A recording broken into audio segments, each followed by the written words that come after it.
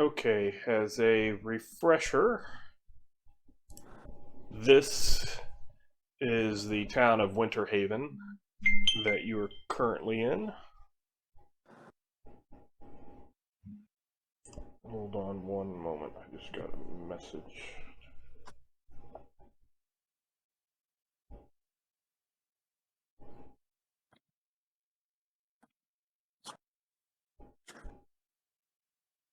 Okay.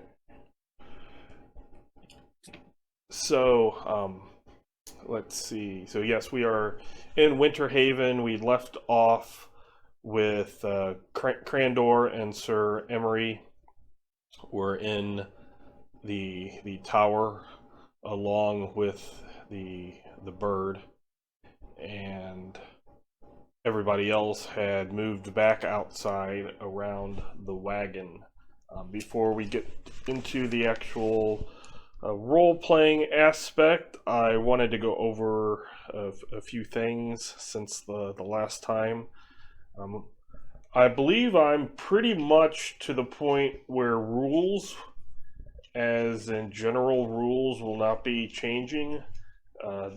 Spells and stuff, I'm tweaking as I go. Obviously, I wasn't able to get through all of the elemental spells, but I got through all the air. I have 3 levels of the water spells done, and I'm going through the earth. I think I have maybe 3 levels of those as well done. But as for, like rule mechanics and stuff, those are pretty much down. The main change is the way stances work. And to add another point, I was told and figured out that it works. As a reminder, there's 2 different types of character sheets. There's the main character sheet, and when that is opened up at the top, it will say prototype token next to the little X to close it. If the character sheet just says token, then that is specifically linked to that specific token.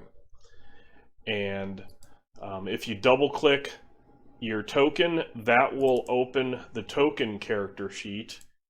If you highlight your token, so if you just click on it once and then press the C key on your keyboard, then that will actually bring up the main character sheet.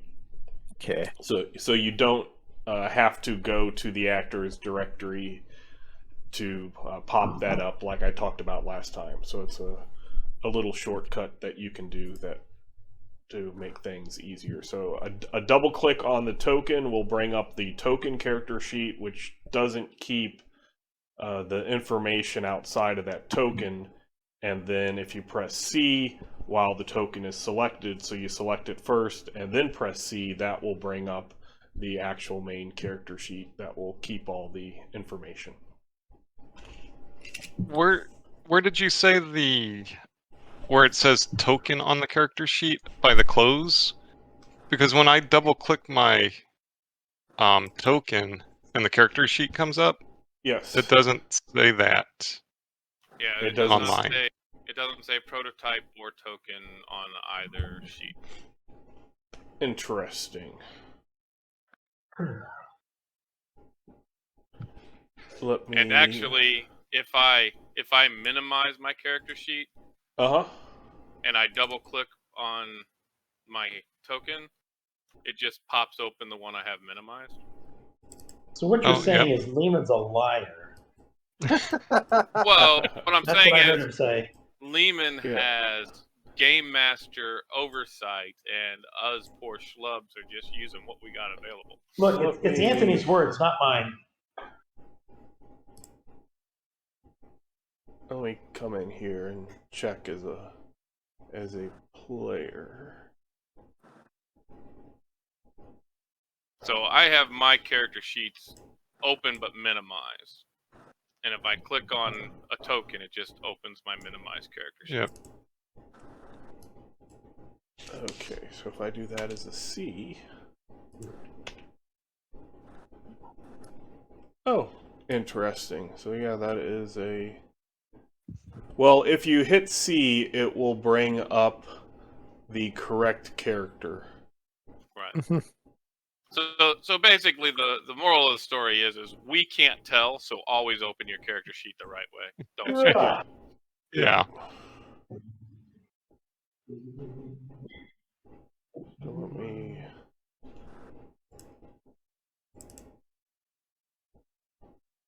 Oh, let me do something really fast just to... Let me pull out another one of those. So I got 2 of these guys.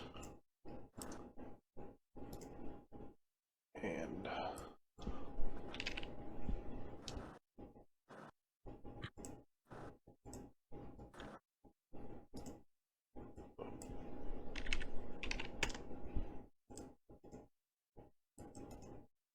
Oh. That's where it starts going wonky.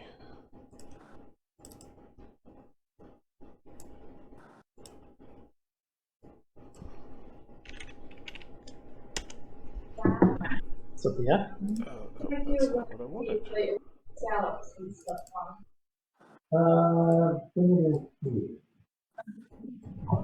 With the fork.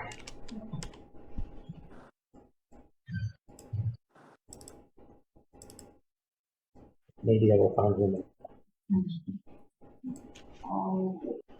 Yeah, that's something that I do. Maybe this is a completely Game Master thing that never affects players. That would be interesting.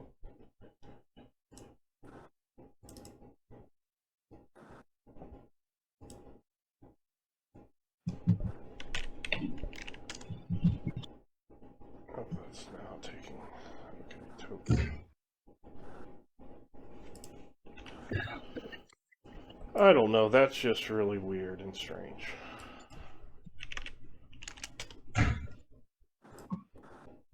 Before that was working, because I went through that whole battle with all those kobolds and didn't have any problem. And now... Maybe it's because this is actually a person tied to the character sheet. Maybe the whole thing was a lie.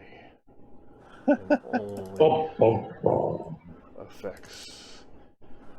Interesting. So yeah, like, I went to Karnak, which was James' character, and I pulled 2 tokens off, and when I click it, it does say token instead of prototype token up there, but when I change, say, his hit points, then both of the characters' tokens that I pulled off do that, and if I switch and double click the other character, then it doesn't do anything with the character sheet, but the Kobold Soldier, those are completely separate and independent. Are we missing Bauer? We're not earlier. We're not missing Was Bauer. on the list. Oh, I don't. I'm here, just quiet.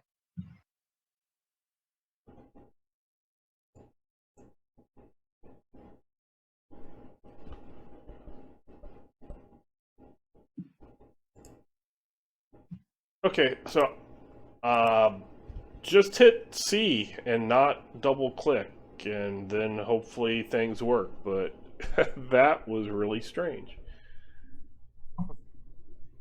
Maybe it's because I don't... Let me check one more thing. Because now I'm just really... Nope, they're set for dynamic. I thought maybe since it was set for... Might be set for static attribute like hit points and stuff, but no, they're dynamic like everybody. Okay, I don't know. I do not know, but hit C, don't double click, and hopefully you won't have a problem.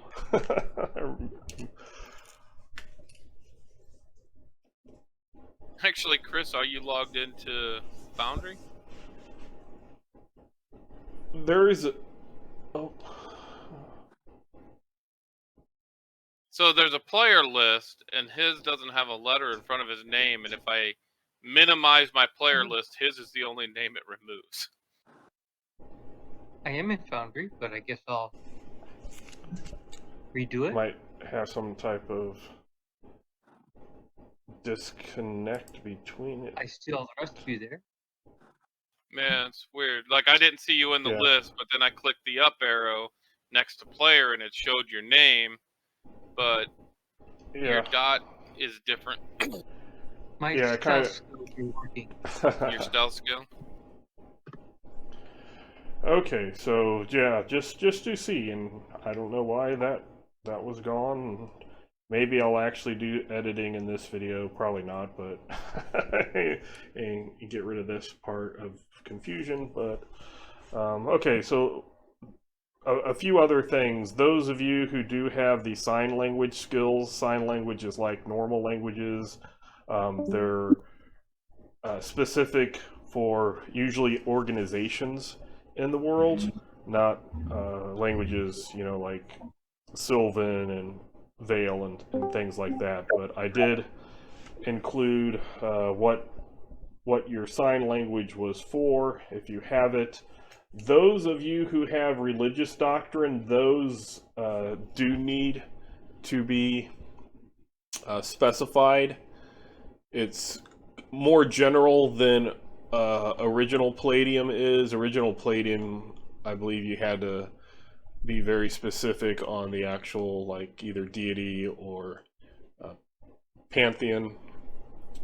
For this game, with the rules changes, it's basically, do you want to know about deities? Do you want your religious doctrine to be about elemental lords, or to be about devil lords? So deities, elemental lords, and devil lords. So if you have religious doctrine, choose which of those you want, and you can get that multiple times if you want to learn all three.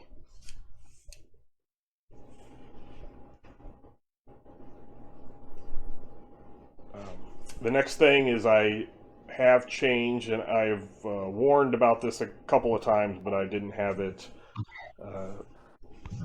invented, I guess you could say. I hadn't figured out the rules, so we weren't doing it, but spell canceling isn't just every spell can be canceled at will if it's not affecting somebody else. Basically, there's 3 different types of spell canceling. So there's spell canceling on yourself, spell canceling on an item or place, and on others. So if it's on yourself, you can just cancel at will. You don't need to use an action or an attack. You can do it in any stance. You just, if the spell is affecting you and you no longer wish it to affect yourself, then you just tell me and it is canceled. If it is on an item or place, then you will either spend the magic points, or the ISP has to be you basically spend the same amount, or you spend an amount equal to the level of the spell. So if you cast a 5th level spell or 5th level psychic ability, then you spend 5 magic points and it's canceled, because you also need to touch it. If it is a bad thing that will hurt you when you touch it, you could possibly hurt yourself. So if you cast like a river of lava and you touch the river of lava to cancel it, well, then you're going to take some damage before it's canceled. But then you just spend the magic points of the level of the spell that was cast. So if you cast a 5th level spell at 4th level, it's considered a 4th level spell. I should clarify that. But it's not the full magic points. And then if you have a spell that you cast on somebody else, you just cannot cancel it unless you're using another spell like negate magic or something like that. And there's also very rarely, but there are a few spells that have what I've decided to call after effects, and those cannot be canceled. After effects are kind of like things that even after the spell is gone, if you're still being affected by something, the spell is no longer on you, but you have some type of effect going. And let me just pull one up so that I can explain what it is. So like Paralysis Bolt, which I know has been used, basically it's an instant spell. You shoot out the little mystic energy bolt, and if the person is paralyzed, then the spell itself is no longer a spell in effect, but there is the after effect of the victim is not able to move, speak, and that aspect could not be canceled because it's not a spell. So if you go to negate magic, it's not going to work because the thing that is affecting them is their motor abilities trying to reset themselves, not that they're under a spell.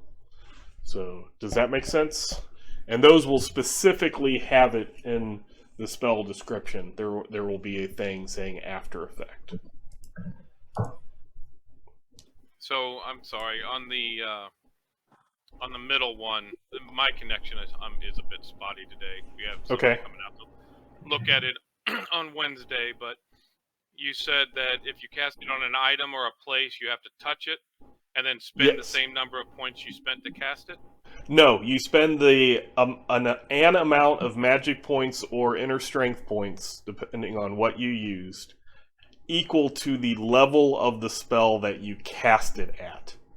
So the magic points are the level of the spell plus the level that you cast it. So if you cast Globe of Daylight, which is normally a first level spell, or second level, sorry, and then you cast it at third level because you're at third level now, then it would cost 3 points. It's the level that you cast it at. Okay. Part of that cut out, so I didn't hear what you said. Okay. So yeah, if I stay quiet for too long, there's a really good chance that I'm resetting routers. Out of the air. Okay. So everyone was chasing it around, and it was a really big fly. The last thing to go over is stances. On your character sheet, if you open up your character sheet, you will see that there is, on some it'll be on your main page, but for all of them, they should be on your combat page. There are stances, like stance hand-to-hand, or stance range, stance mystic, stance throne. When you go into your stances, instead of using the drop-down menu, you make sure that your stance is highlighted in green, and that will basically set all of the things that stance does. So that will give you your actions or your attacks per round. It will give you all of your bonuses to like parry for hand-to-hand stance, say like to strike and parry, and when you're in throne, it will give you the throne bonuses. When you're in ranged, it will give you your ranged attacks and your ranged bonuses, targeting, etc. And then when you're in your mystic stance, that's when you will get your number of mystic attacks or actions that you get, as well as your saves versus like spells and prayers, and save versus circles, wards, and all of those. Those from your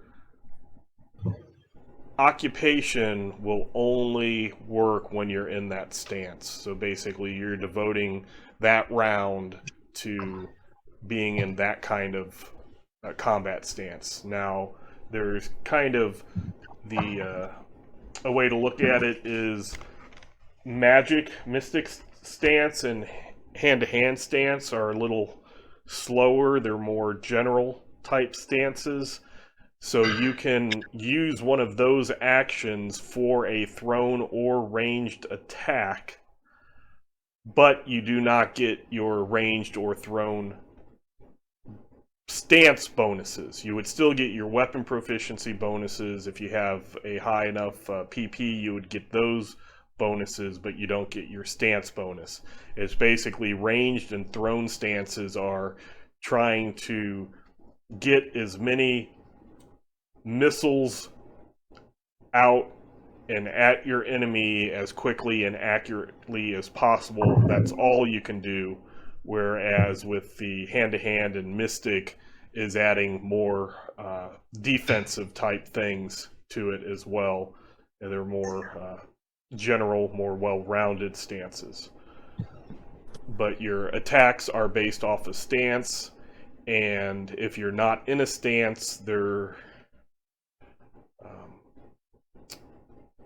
hopefully, maybe people have a stance called none.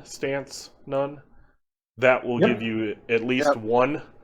So if for some reason you're not actually in a stance or you don't have it, I mean, there is a possibility you can get a character class that doesn't automatically start with something and you just don't pick it for whatever reason. So that's the no stance or the stance none, and that will get you a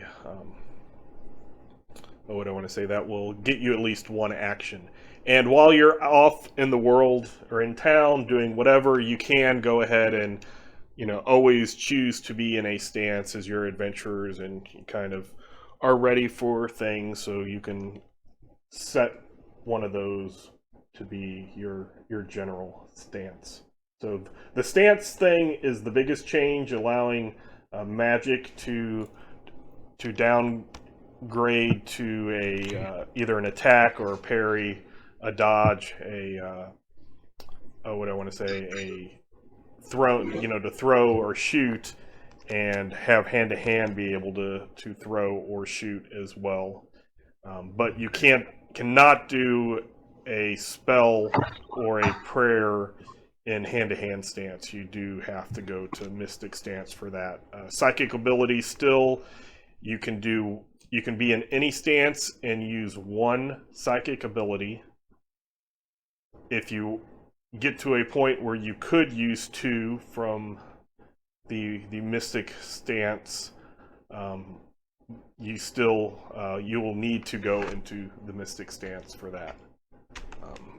It seems like I ignored something when I started this, so I'm going to stop the recording, adjust things, and start again.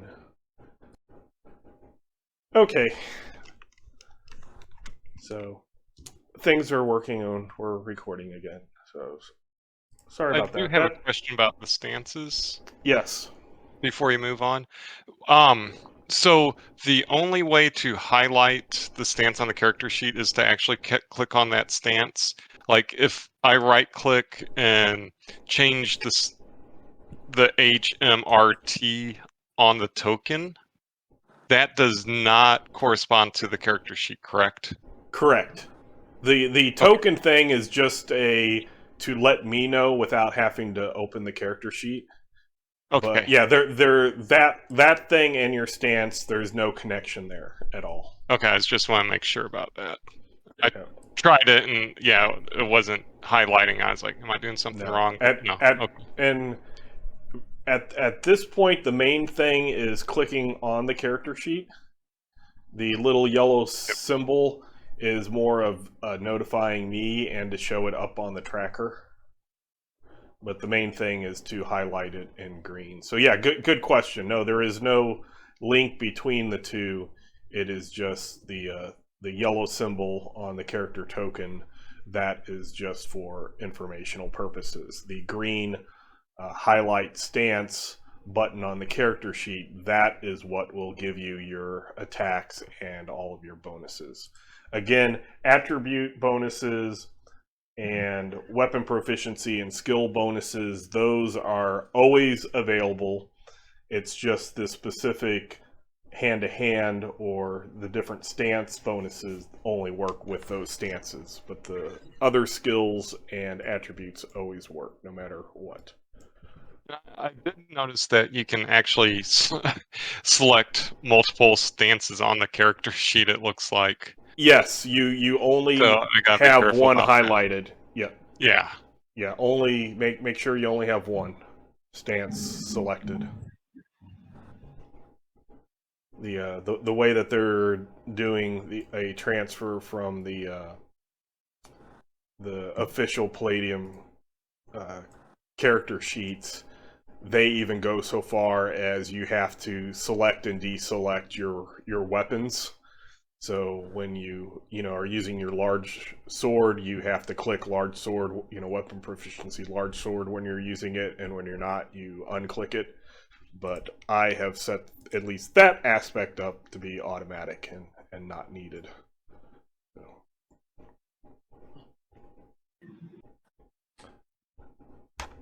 Okay, so we had ended last time, as I said at the very beginning, with Krandor and Sir Emery. Sir Emery got a few things wanted and maybe not wanted equally, depending on what the things were. And we will switch over to everybody else who was outside around the wagon.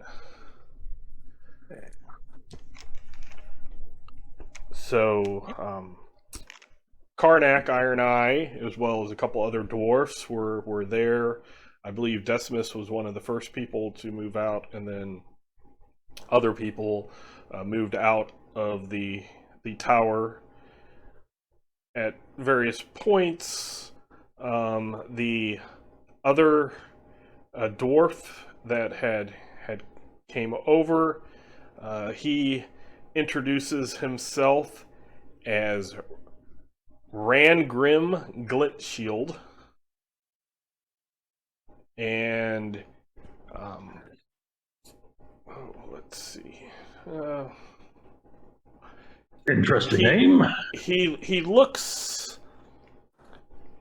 I'll say he looks rare. I mean, a lot of you probably haven't seen a lot of dwarves, but he looks a little different because his hair is black. It is not gray, and most of the dwarves that you've seen and know have gray hair, so that makes him stand out a little.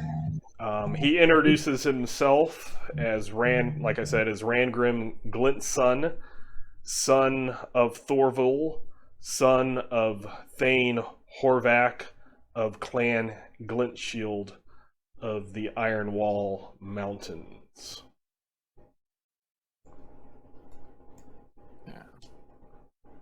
And he says that Karnak has confirmed that you have slain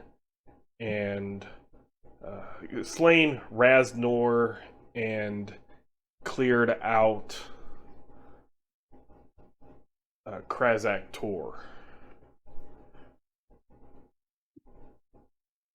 I mean, cleared out may not be the best word to use, on account of there's still quite a bit of mess there. I mean, I don't believe it's not particularly dangerous foes or anything, but I mean, just rather housekeeping, dead bodies and such.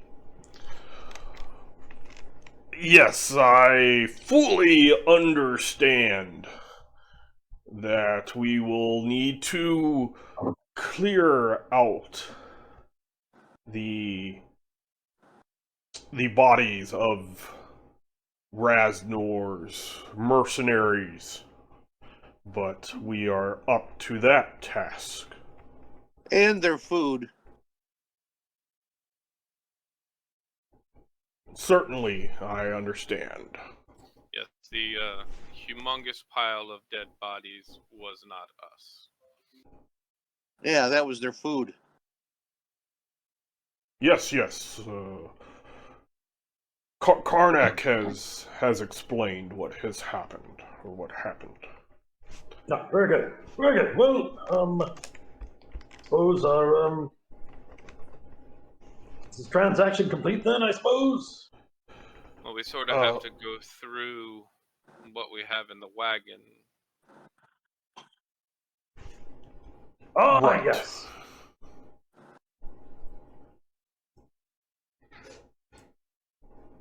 Come see our wagon. So they were by the wagon. If you remember, they went offered to guard everything until you came back out. Jason, is the books that you took, is that the Book of Diamonds and Pearls?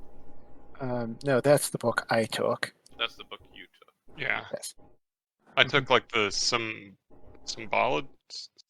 symbols. He took a couple of books on symbology. Just wondering if they were on there. I guess maybe in the big south room thing. Where all the,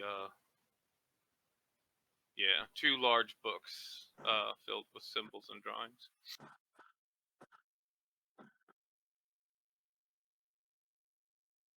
And the signet ring Francis took. Yep. So while you are all there, you had taken the chests, the 2 large chests that had the coins,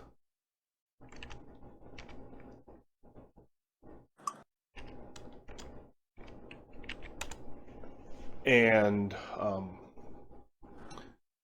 there were some that were minted by the dwarves, and then others that had various other mints to them. But as they're going through it, you had noticed that the majority were of the dwarven mint, and as they go through the coins, they set anything that isn't of the dwarven mint to one side. But they also then start taking those that are minted by the dwarves, and they start putting those along with the non-dwarven mint. So basically, before there had been about 3 pounds of silver coins and about 4.5 of copper coins that were non-dwarven, but they add another pound to the silver coins. So there are 5 pounds of silver coins and 4.5 pounds of copper coins. They are in 1 ounce. What do I say? 1 ounce coins. So for the silver, let's see if that's 4 times. Who's tracking that for us by chance? Is there a loot person? There is a loot tab right now that has everything. Most people are tracking the stuff that they take on their own sheet, I would assume.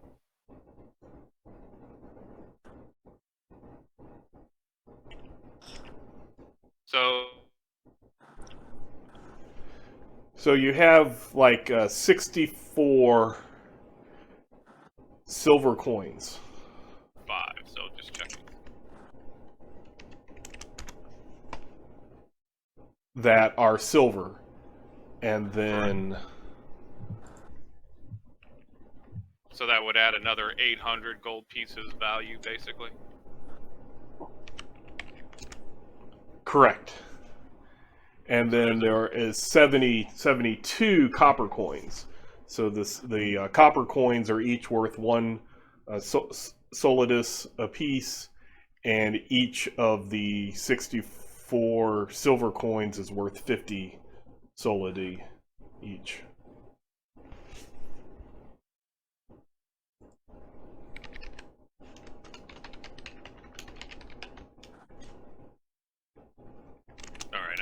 one more time. The silver is worth 100 each?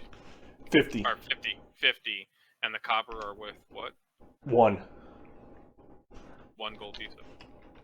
Yes.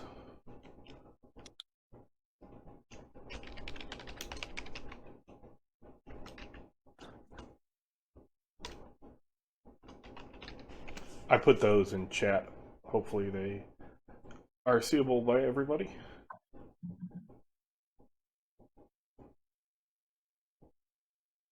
Okay, that was throwing me off. So in our loot thing, you have it as gold pieces, not silver pieces. They're not, well, okay. Their value. They're called Solidi and Solidus. Oh, is that what the S is? Okay. That's what the S is. Gotcha. They were called gold pieces, but Palladium has it where gold pieces are actual, like, you know, what we would call pennies or cents or dollars or whatever. So they have, you know, silver coins that are worth gold, copper coins that are worth gold, gold is worth gold, and I just decided to call it Solidus so that it wouldn't be you thinking that you're carrying around lots and lots of gold pieces.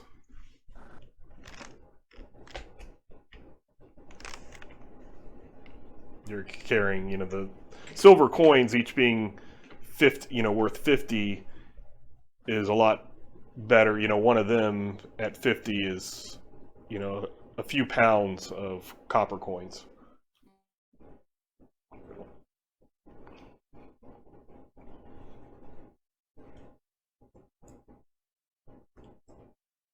Copper called?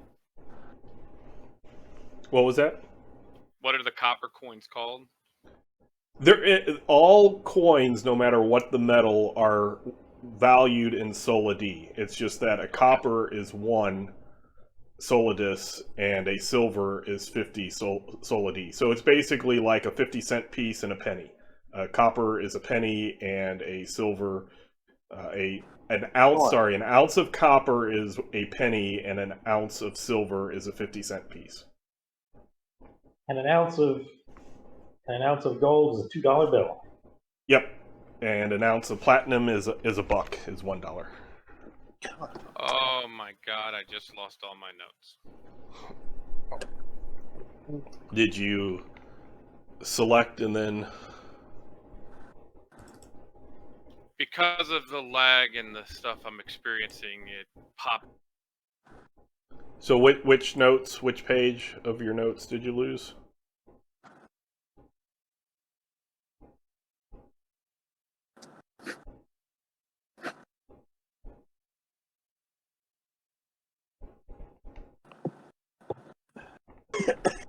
Tony? I'm back now, I think. What page on your equipment did you lose? My notes and equipment page, where it's all just handwritten stuff. I still show that as you having it. Can you cut and paste that somewhere? It should be on your character. You maybe close it and open it again. I'm scared that it'll make it go away permanently. Well, I have a copy, a backup copy for all characters. So. Okay. No, the lag I'm experiencing, I started writing, and then all of a sudden it selected everything, and then... Yeah, it looks like nothing actually happened to the character sheet. Okay. Yeah, it's there. But yes, that is one thing that I did after the last adventure, and I will do after every adventure, because there is that chance of accidentally highlighting everything and deleting it, is I will make a backup character for everybody. And keep that current, just for those instances.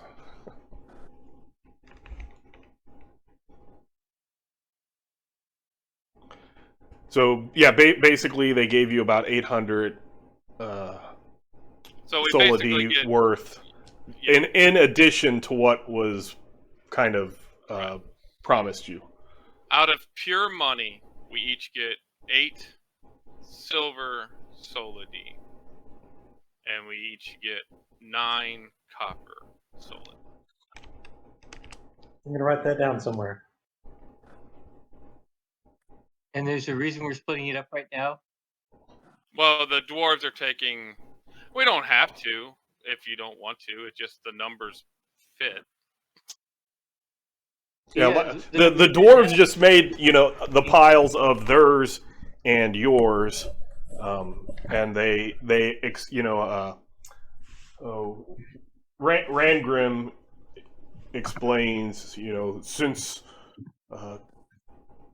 everything, since we won't have to take you back, and Karnak has explained everything that you did to help our people, we are giving you this generous addition to what we had originally brokered.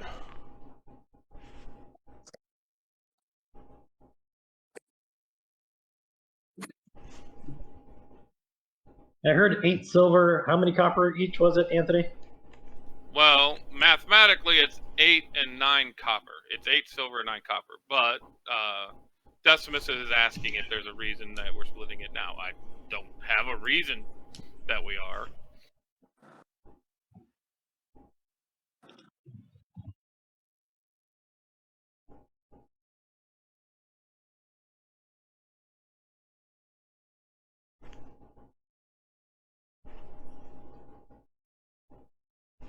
I mean, if there's a reason we shouldn't, then by all means. I was asking because we have other loot here that we need to split. And if we go giving all the money out now, some of these items, I don't know how we're going to split them.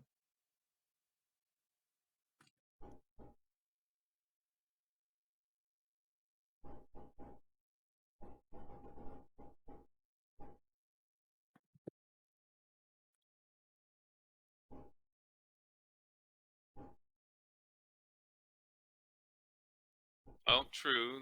The books that Krandor has probably has some value to them. I'm sure they do.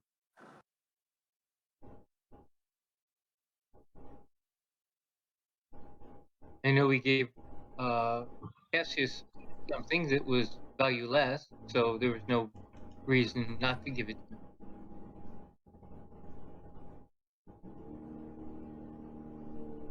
I have no idea what the value is on a merchant's ring or magic books. We have gems, all sorts of stuff that will need to be split at some point. We have equipment that obviously won't sell here. So if we want to sell off the weapons and things that we got from the bandits, we'll have to take them somewhere else. Yep. And I need to go. I need to make a journey to go visit my my old master.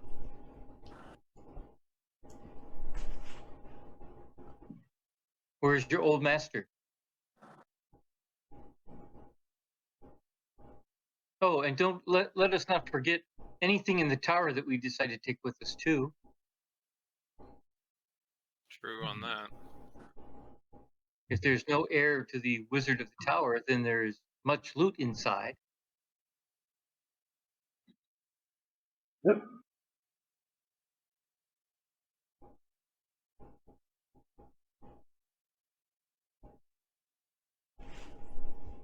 The master is definitely in a place that I remember. Give me a moment. I'm working on remembering that. Well, you were on the caravan from Fallcrest to Winterhaven, weren't you? Are you not from Fallcrest? Reginald Oakley. I need to visit Fallcrest myself. I have unfinished business there.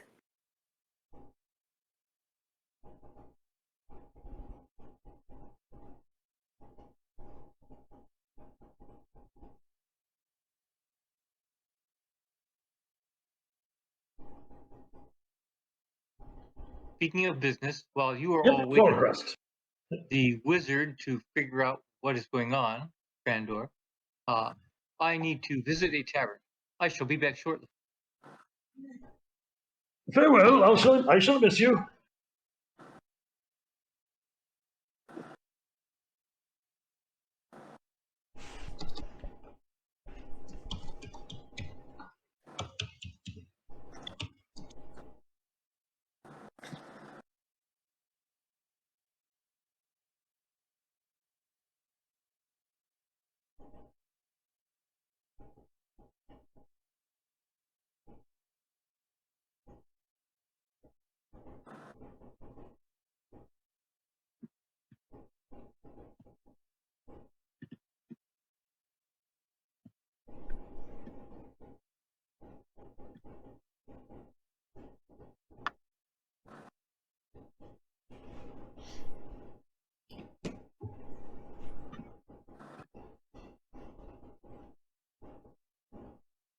Yes, I do believe Fallcrest would be my next port of call, as it were.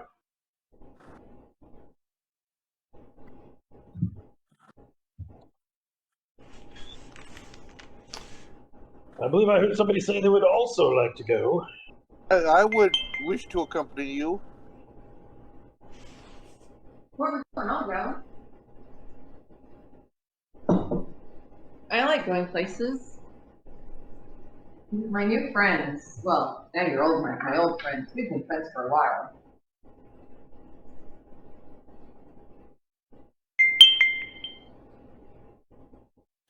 Well, before we leave, we may wish to investigate the tower. I mean, the wizard seems to have expired. Expired or disappeared? Dead in a bowl of water? Oh. Like you watched him in the water, floating face down?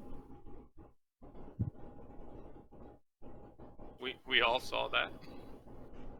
Yeah.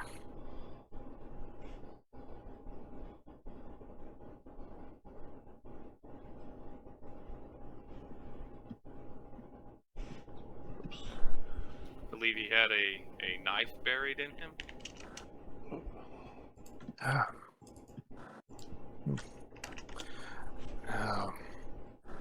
Messy work that. You never leave the knife behind. Weren't we told not to take it out of him? I don't know if we were told that or not, but we were told not to touch the box because there was a chance the box would blow up. But the knife seemed to be the same knife that the clown was using.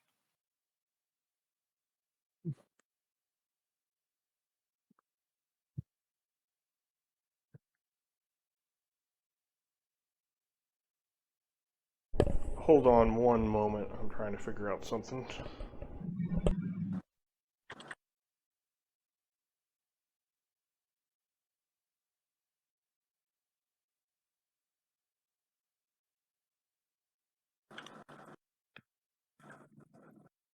Cassius, please mark down those potions I passed you. Okay. Marking those down.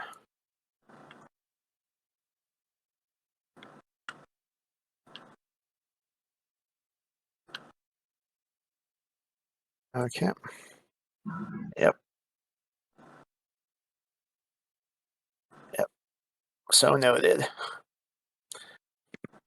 Yeah, I only had one left. Well, You I just only had tripled two my left, supply. But if you wish to make sure that somebody else is carrying one, designate who's got it so that if you do go down, they don't have to search through your body while you're bleeding out. Yeah. I will do so before we leave town. Yeah, I'm going to try to brew some more, to make some more potions so that, it's something nice to have.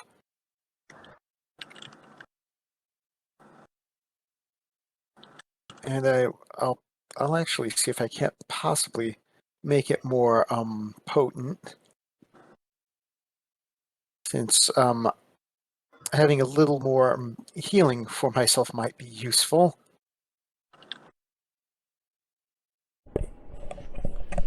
Krandor is not talking about anything, but the tower disappears.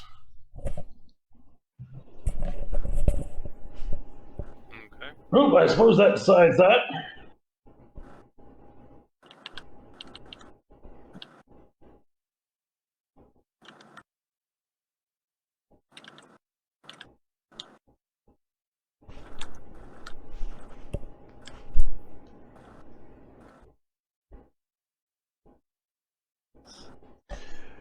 Any provisions that people wish to buy from the list will be... Oh, where do I have it? I know I wrote this down. They will be at cost. You know that this is kind of an out in the middle of nowheres type place. Normally costs are a lot more, but since the dwarves are able to leave and you are responsible for helping it, they will offer things at normal prices. But they do not. It's not a place that has a ton of weapons and armor. So if you wish any type of weapon or armor, you'll have to see if anything is actually available. But normal equipment is available. There are no horses for sale. Yeah, I was planning on getting more regular provisions rather than horses. Yep.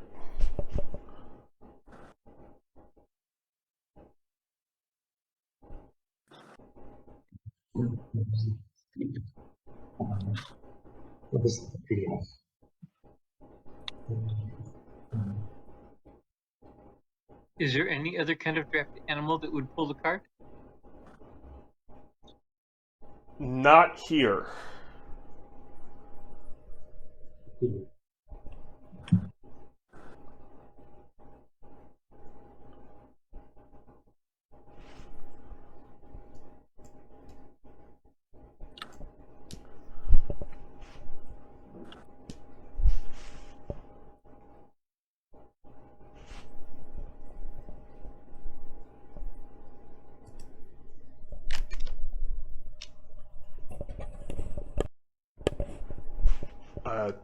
Telescope sits on a stand, and a spyglass is Okay. like the ship spyglass.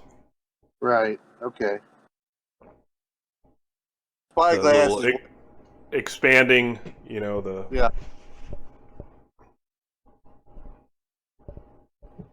Would I be able to find a spyglass here? Oh, that might be a little more difficult. I mean, we're talking a small town of a few hundred people. Right. So, probably not. So I will adjust my statement. Things that would be considered common, not, artistic or specialized equipment.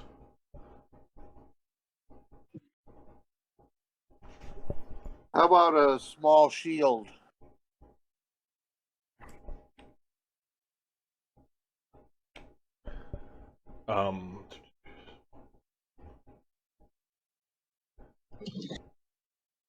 They would have a small shield. That is something common enough. Okay.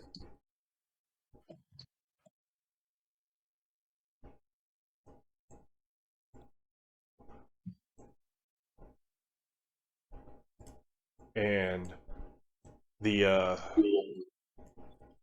bird has taken interest in Bodil. Oh, hello, friend. You can ride on my shoulder if your wings get tired. Mr. Nicholas, sir. Yes. I'd like to put together a kind of like a healer's kit, and I know that you had some needles made. I kind of just cut the eye off of cut the barb off of a fishing hook. So I'd like to sit down and have you help me put together a a healer's kit with the proper thread and the needles and Well, so on. I show you what I have, and I Okay. tell you none of this is proper. This is just what we have. I have fishing line and I have hooks, and that is what I was using to sew people together, and then bandages. So I'm going to copy his healer's kit, and if possible, would the blacksmith be able to make some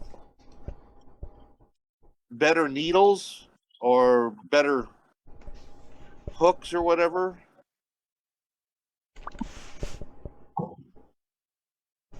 Francis, what you do is you take this, and I hold out a knife. And I see you stick it on fire, and then you apply it to the wound. That can also work in desperate situations. Well, that doesn't very well help sewing people up, does it? Well, you can skip the sewing if you burn it. Yeah, it'll close it. If you cauterize it, it will definitely close it. The tried and true method for centuries. It is. It is also not good though for maybe bedside manner. Or for haircuts. Though we do not actually have anything like an anesthetic currently. So, I'm sure they don't like the sewing either. We have an anesthetic. Just ask Krandor. No, that's true. Well, it'd be hard to work on that person. The physician would be falling asleep. It's not that difficult. You tie a rope to their ankle, and then you pull them out, and you have a few rounds to conduct your surgery.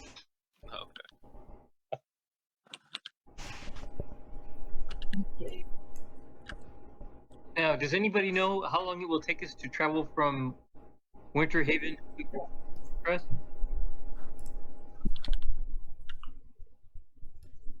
After all, people are buying food or provisions to get them there.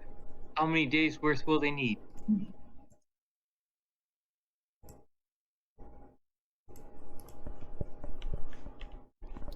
Liam and I may have lost the ability to edit my character sheets things. Okay. Like, if I right-click and click the edit button, I cannot pop anything out.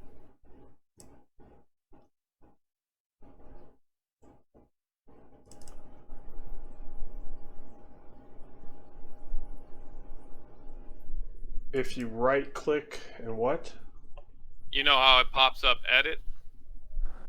I can't. Nothing happens if I click the edit button. Oh, you mean for like an individual thing? Yeah, like if I'm under my pools and say I gained a hit points or whatever, and I needed to modify that, I can't right-click and then click edit on anything. So let me.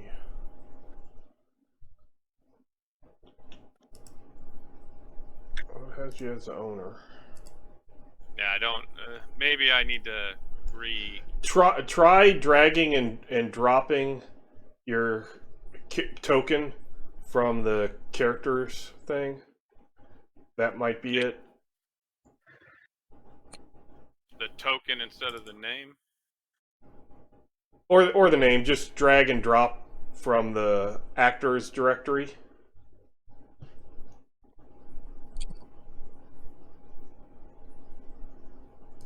Oh, my token's already on the page. Right, drag another one. It's not letting me. It lets me drag it off, but when I drop it, it disappears. Let me reconnect. Yeah, that might be a connection error. Yeah, when I had that glitch earlier, maybe.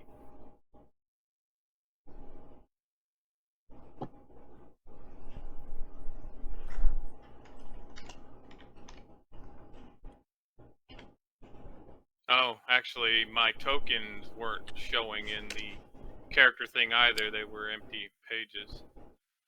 Huh. Now they are. Now that I reset.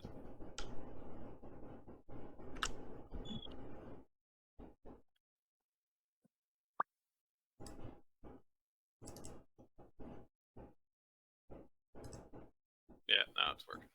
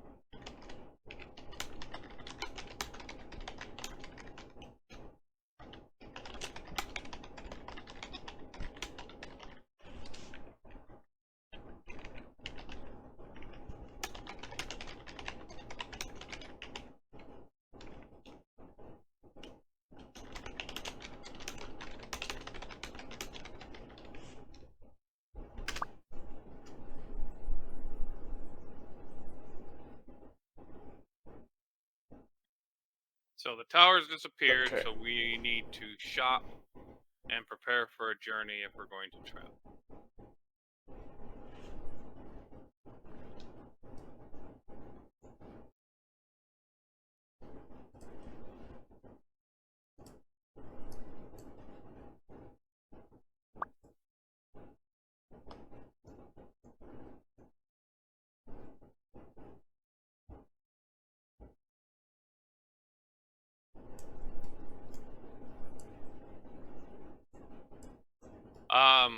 Did we figure out how far away Fallcrest is? It's about 50 miles.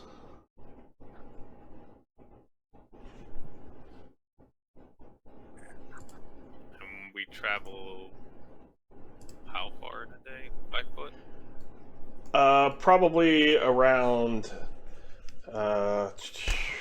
with your characters, probably around 7 to 8 miles a day. Okay. So 6 to 7 days. All right. Yeah. Yep. Okay. I am going to buy more food than I. And if people are wondering about food, I know that the PDF is, I accidentally swapped 2 of the sections in the order, but page 78 talks about food, how much food is needed depending on what size you are. So if you type in 78, you might go to the wrong page, but it's the page that actually says 78 on it. Has that changed from what's on the PDF that you have in here? Where you got at the very bottom, you have meals and pounds of food? Probably, hopefully not. Very small is 1, small is 3, medium is 5, large is 10, and very large is 15. That is correct, yes. All And right. that's per day, so That is 5 per pounds, day, yes. 5 pounds of food is basically 3 meals. Yes.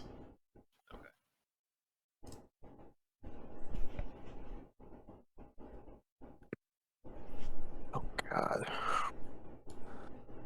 Well, I need to buy some food.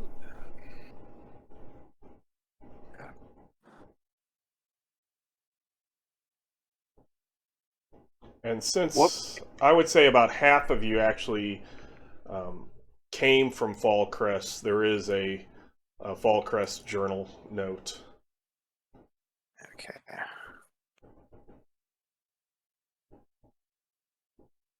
That kind of shows it. It is it's a large town, small city that's kind of split in a northern part that is up on the top of a kind of a where a waterfall is, and then the lower area is on the bottom part. So to get from the top to the bottom, you have to go along switchback roads down the side of a cliff. Mhm. And that's what the weird thing in the middle is.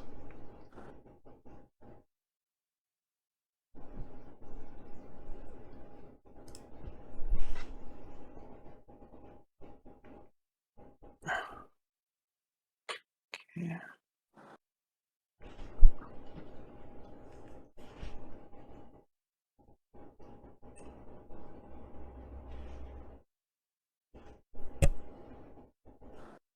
So I will let people buy stuff. Just write in chat when you're done buying gear, and I'm doing a few things. Let's see. I might just. I am here. I am listening. I'm just getting lots of people asking questions that I'm dealing with. If that makes sense. Gotcha.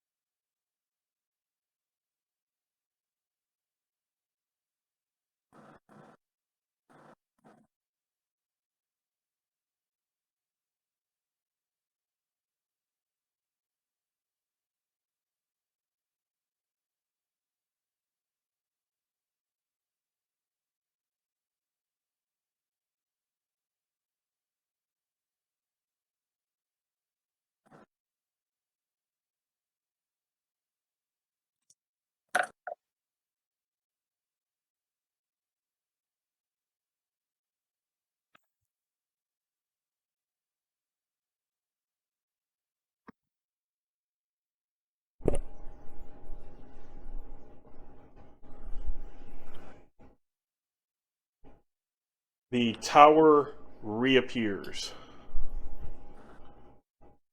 What? Did somebody do something?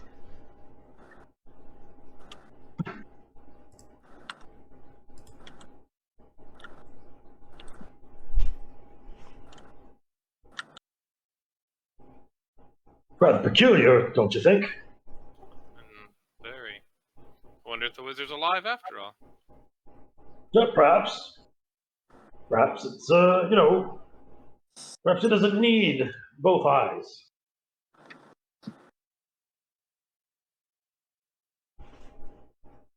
What do you think, Krandor? Krandor was in the tower. He never Oh, left. he never came out of that.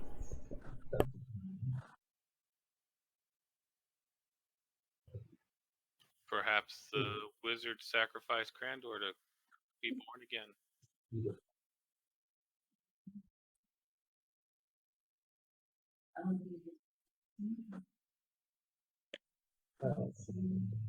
Oh.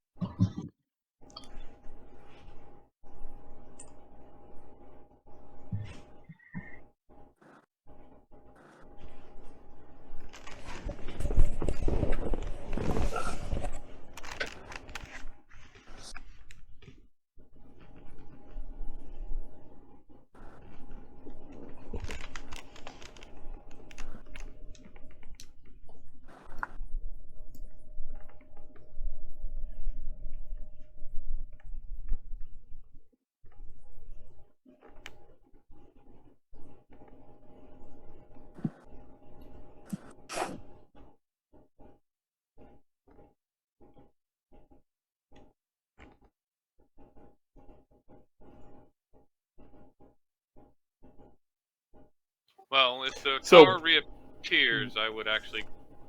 If Krandor was in it when I didn't realize he was in it when it disappeared, I will try to open the door. The door does not open. I will pound on it and yell for Krandor. Are you alright? Krandor comes down. He opened the door? Yeah, I open the door and step outside and close the door.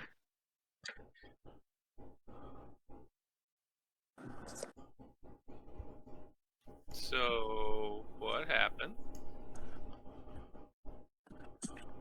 So, apparently, what has happened after Valthrun has died, since I was actually his apprentice, he accepted me as his apprentice, if you remember,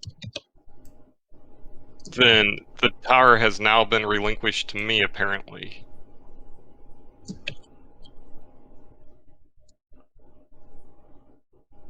Interesting.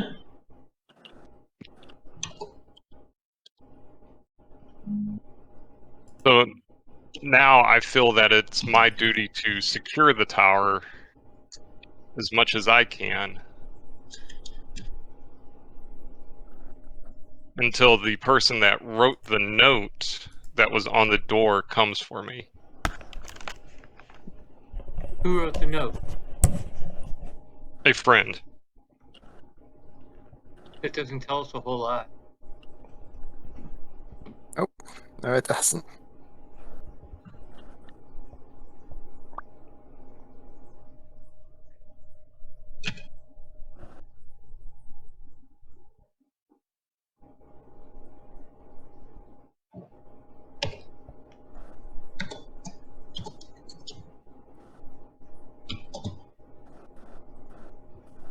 I see that you're getting provisions. Yep.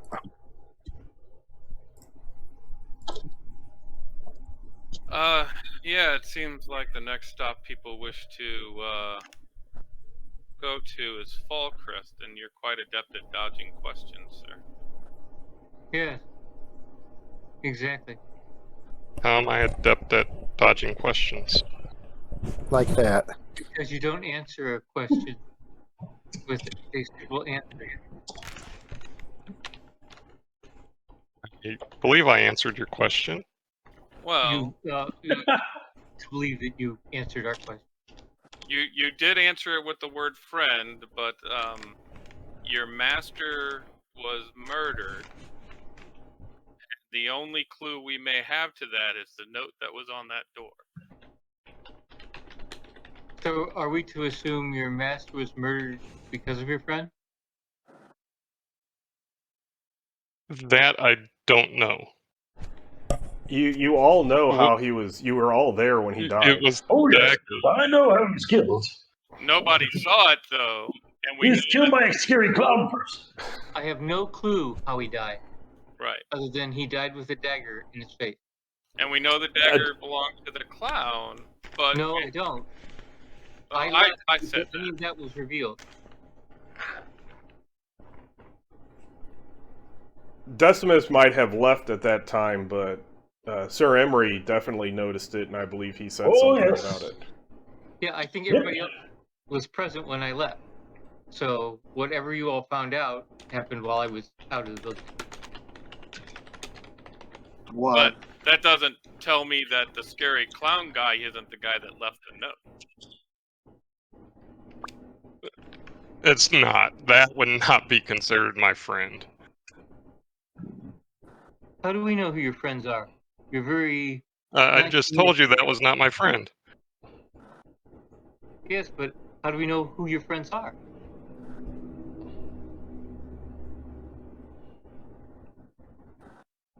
You guys really don't like it when he answers questions like an elf. I don't understand any of this. I'm getting a headache.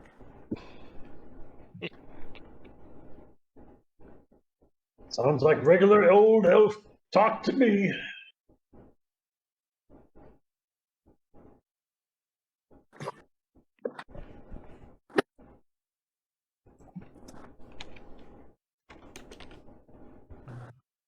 Krandor, go get your food. think Or it is will there much roughly... food in the tower? Will the tower go to Fallcrest? Can we shave off 7 days of travel? That I don't know either. Like I said, I need to study the tower, figure out the tower, since it's now fallen into apparently my hands, since my master Val Thrune has died.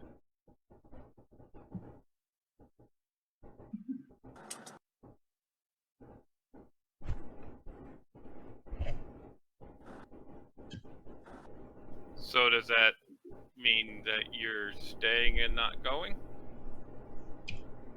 Yes.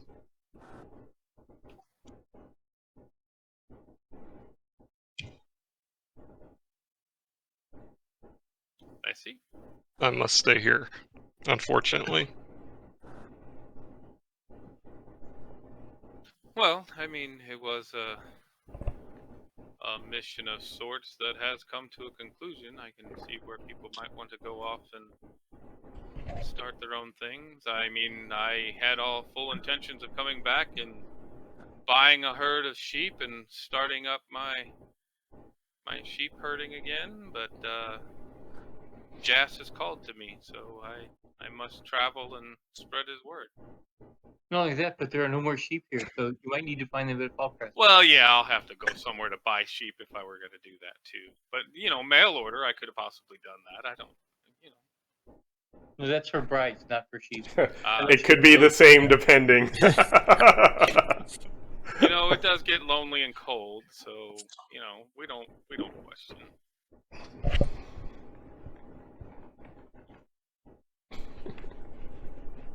Well, I guess I will bid you adieu.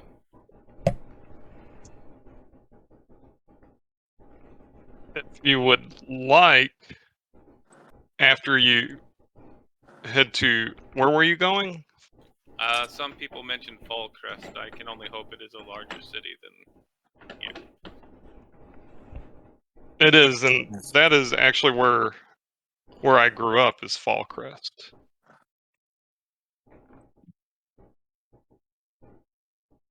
But it seems Sir Emery has to go see his teacher or something. And Cassius mentioned something of unfinished business. I have business in Fallcrest. I may have means to contact somebody else to sojourn with you all, if you would want. That depends. Are they a friend? And is it a friend that leaves somebody's face in a bowl of water? Oh, and is it a friend with a name?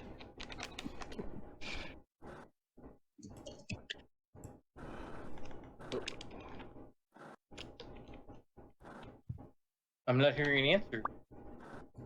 Krandor? I'm looking. He's looking to see if he has a name. Then the answer is maybe. It's what we always save to the very end, I looked at my character stats and it immediately popped into my head. Oh, I'm an old, decrepit man.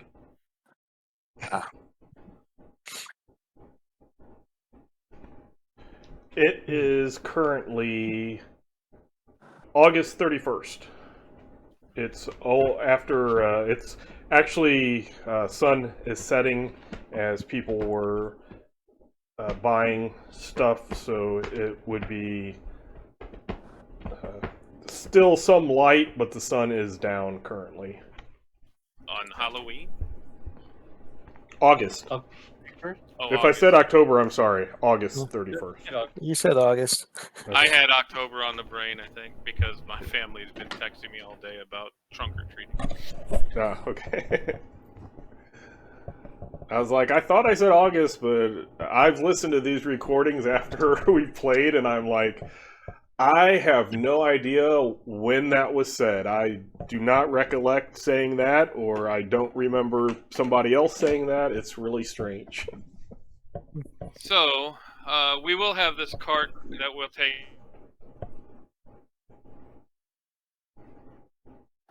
Yeah, you have the cart.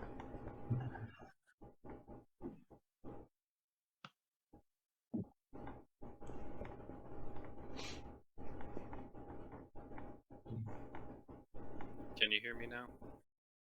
Yeah. Yeah, internet fluctuated on me there. Oh. All right. We have a cart that we're taking with us because I cannot carry the amount of food I need for 7 days. Oh, well, Sir Emery has a big old rucksack he has filled with food and drink now. Okay. I don't mind buying the food I need. It's just I can't carry it, so somebody else can help. Well, man, me carry Nicholas, you don't need to buy. You can eat with me. it. Okay. Well then, perhaps you can get, perhaps you can purchase some animals to pull the cart. Then. We found out that there are no animals here to pull the cart. Ooh. There's no purchasable animals. Like some of the farmers would have them, but that's the way that they make their living, and it's not a high enough trafficked place to actually have, like a place that breeds and sells horses or oxes or things like that. Sir Emery, do you have a necromancy spell so we could reanimate the dead animal to pull the cart? Sadly, no. Well, So yeah, there were dead horses back at the Dwarven Fortress. Is there a spice kit I could put together for giving me a better chance at cooking? Yeah, they have a seasonings kit towards the end of the PDF when it talks about poison. They also have seasonings. Correct. Talks But I about didn't see poison, how much you it said? costs. Yeah, there's the herbs page that has lots of herbs, and if you go to the products page or section, they'll tell you which ones are spices and seasonings. Basil, borage, elderberry, garlic, peppermint, purslane, thyme. They can give you an increase to the cook skill as well as a penalty to the detect poison skill. Haha. I'm having trouble finding like a water pouch or. Is there You not do like eat containers, I wineskin, have canteen? water every night. I'm looking. Odile, Yeah. I have a keg of water we can use. No problem. Okay, cool. Thanks. Oh, so basically, if it's italics, it's poison. If it's not italics, it's herbs. Or various things. Some of them might be to like heal, like healing stuff, salves and that. The manufactured products page will tell you what all the different herbs can be used for. Okay, is that before or after the list? It is after the equipment list. It would be right after armor and weapons, probably. Okay.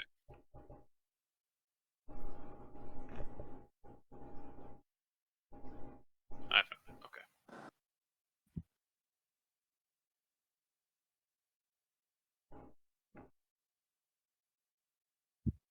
So, Chris, I will be buying some herbal products to cook better for us. Okay.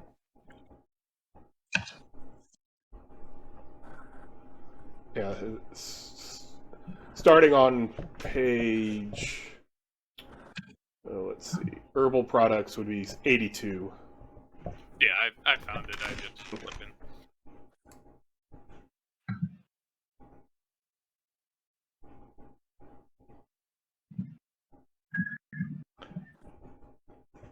So when it says skill level, is that for people finding it? Like if I'm just buying it to use in cooking or medicine, it doesn't matter, right?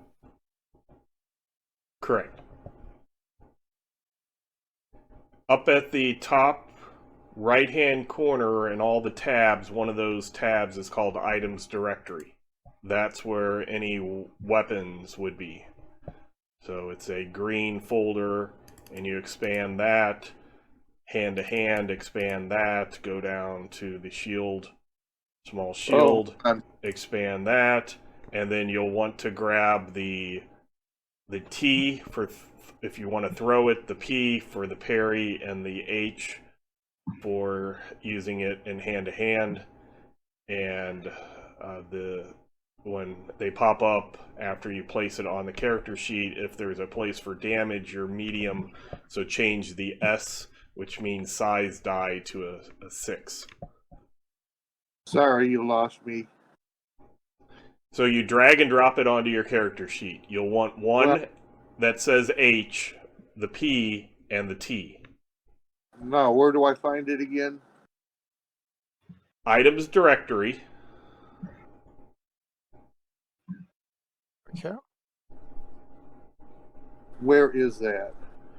Upper right hand, there's all the tabs, all like the chat tab, the combat tab, the character tab. One's called items directory. Looks like a suitcase. Yeah. Okay. And then you'll see where it says weapons in green. I do not have a green weapons. Yeah, on mine I see character creation, advancement skills, spell magic, and elemental magic. I don't see weapons either. Let's try this. Did that appear? No. No. Nope. The two that I have in green are entertainers and academics. Oh, that's under character creation advancement. This Yeah. should be a different main folder. Okay, let's see why this isn't. Yeah, under my suitcase I have character creation advancement. You have the skills, spell magic, and elemental magic. I have skills. I have character creation advancement, races, background. There's weapons. Yeah, weapons just showed up. Weapons just showed up. Okay. Okay, hold on. Apparently you can't do it all at once, which is a pain. But Oh, jeez. I have to do individual ones. Whoops, that was a short sword, not the small shield. Okay. Now you should have it. So, weapons, hand to hand. Small shield. Small shield. And then grab an H.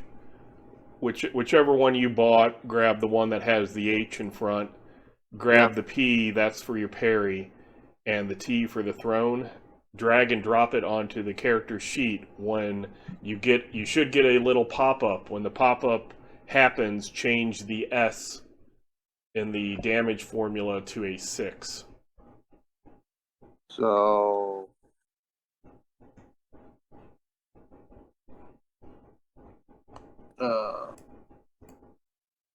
drag all three of those.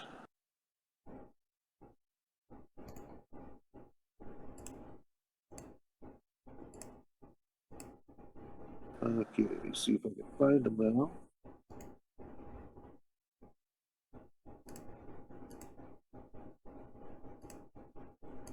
So, small shield, attack, no changes.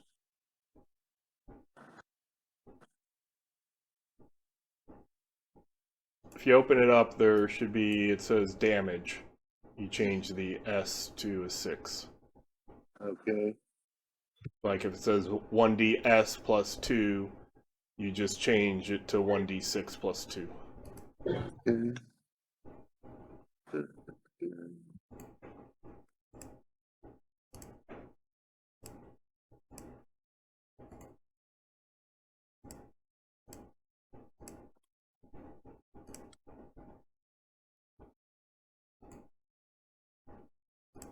And I'm adding all the other things.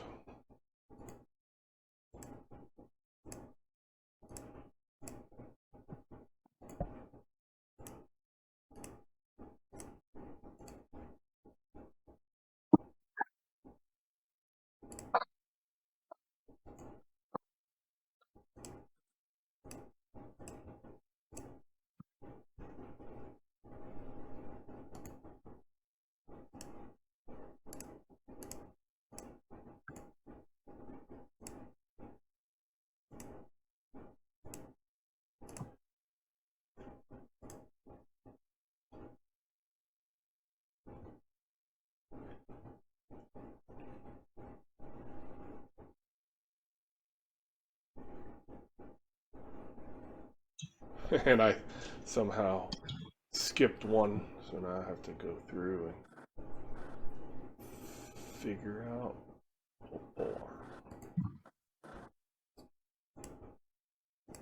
They should all be there now. Lehman? We're hand to hand. Yes. I have WP shield, and at first level I should get +1 parry.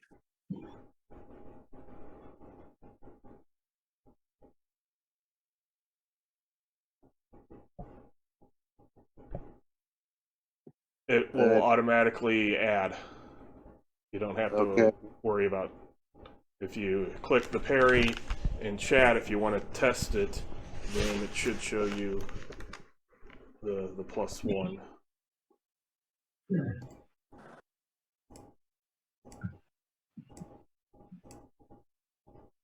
Where is parry?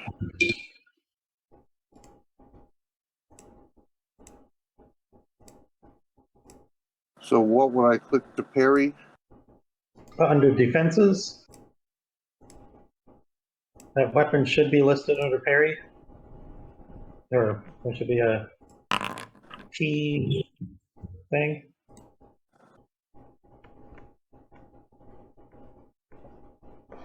Let's see.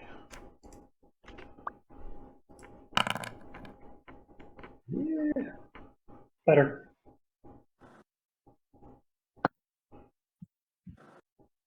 Weapon proficiency, small shield.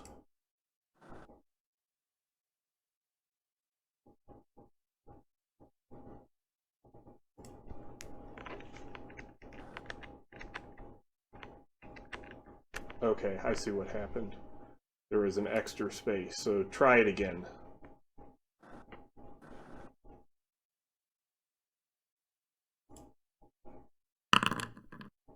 There you go. All right.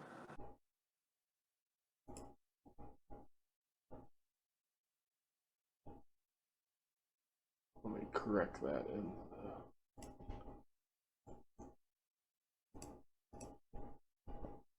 okay, yeah, I can't correct that with the other. I have another, I'm basically using James as a, how you guys see things, so I can, because otherwise I see everything and I can't tell what you guys can actually see and can't see. So skills, elective skills. Proficiency.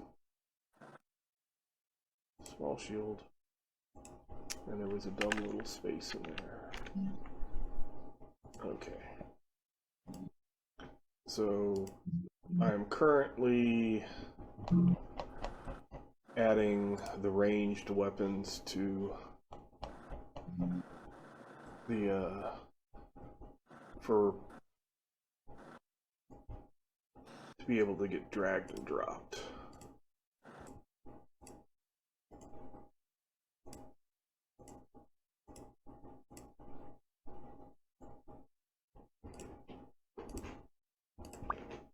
That is a pain in the butt. I thought that if I went with the primary folder that it would let everything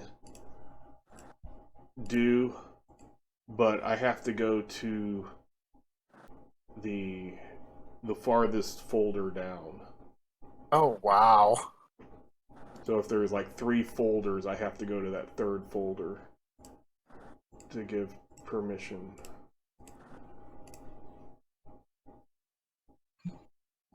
But I should have all of that fixed now. 1, 2, 3, 4, 5, 6, 7. 6, 7. Okay, so yep. So that was my error. I'm sorry, but everything should be there, except for all the spells, but like I said, I don't have those finished.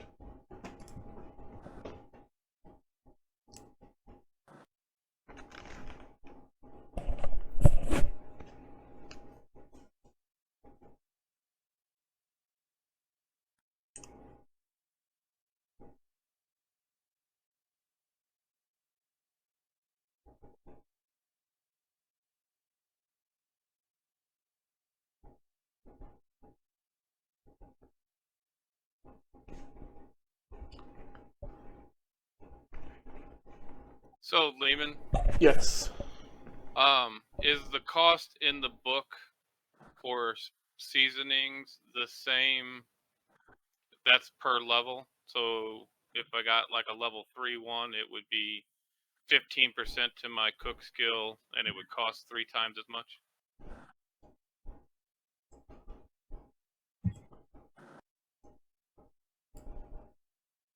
Could you repeat that? I was a little confused. I'm looking at the basil is 0.05. Okay. And you can buy. There's different levels of these things. Different levels of all the different herbs. So no. You buy the herbs, and then when you make your roll, then depending on your skill level, the finished product is what level it becomes. Okay. So I'm if you have it at 3rd level and you successfully make it, then you roll a D. Whatever you rolled becomes that. Like if you rolled a 50, then it would be a level 1. Right. Well, I'm buying these from a guy that already did that, is what I'm saying. I would have thought. No. It's you buy the herbs, and then when you cook, you see how well it was done. Okay. So, Lehman, how does Yes. my herbalism match up with this cooking? If it says for me to actually make something, it's first number. For me to have the recipe, it's the second. So can I go with the recipe and give him the recipe to cook? You would have to either find or make up a recipe.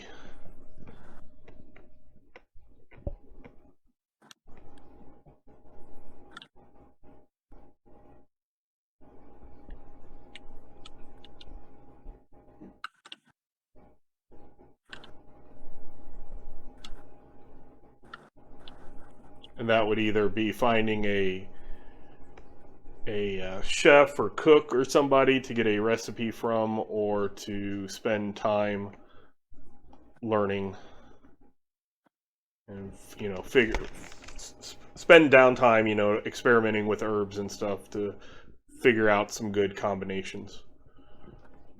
And to answer the question, yes, that is correct. Clubs are all improvised. They're sticks off the ground or things. There's no weapon club. It's all just it's all improvised. So there's no fight club? First rule.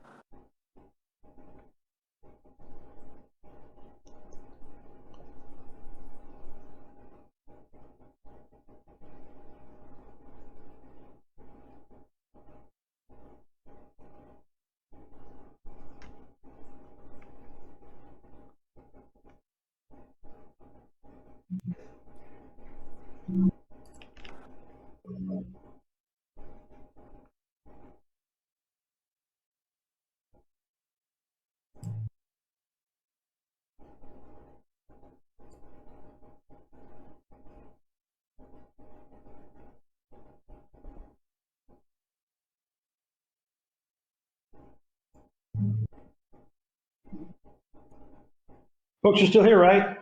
Yep. I'm getting bombarded with questions, so I'm trying to take care of them one at a time. I'm looking at one. I could dig it.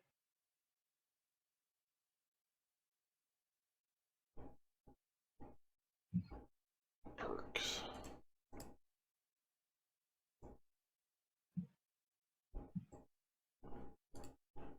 Okay. May I remind all of you that Bodil has warned us how cold things are getting. So if any of you need extra fur, you might want to purchase it now. Did you say winter is coming? Winter is coming. That is something I did not prepare. I'm growing extra fur. As a what? Bodil stopped shaving her legs. What? We? Did she ever? Yeah, it was really weird. It look like people who like shave their dogs. Yes. You have Or like the big fur on your face and everything else is skin. Yep. Shaved her legs, and she was, and everybody was like, "Why?" But you were too polite to say anything. But now she stopped because winter's coming, and she wants to grow that fur back. As a reminder to everybody, your skill advancement track, I had to move from containers up to perks. So the background and advancement are listed on the all items page of your character sheet under the perks, and you can pull those up to see what skills you chose at what level. Basically, I found out containers, even though it says containers, is meant for a completely different thing that actually could change the character sheet. So I did not want that to be done accidentally, so I moved it.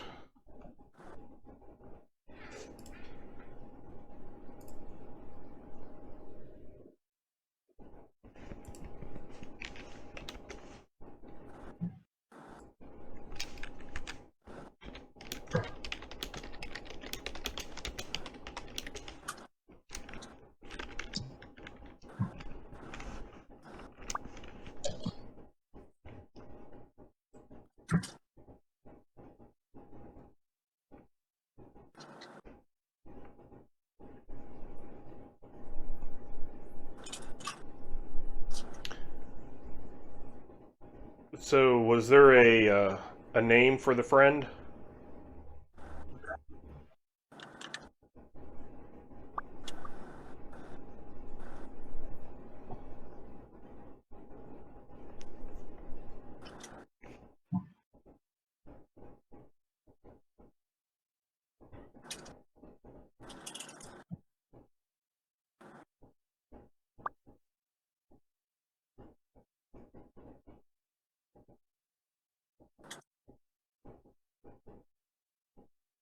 He's muted.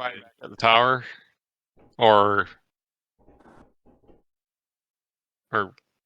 ready. So you said, "Let me think of his name," and sent us all off to go buy food. Well, it just seemed like right after that is like when everybody just started doing other stuff. Yeah, we were asking a lot of questions. Yeah. Well, some people had So I already didn't know if do their people were purchasing ready. before talking. Well, it better be a really cool name. That's all I'm saying. Oh, of course it is. And I'll tell it to you. So, Is it a clown? So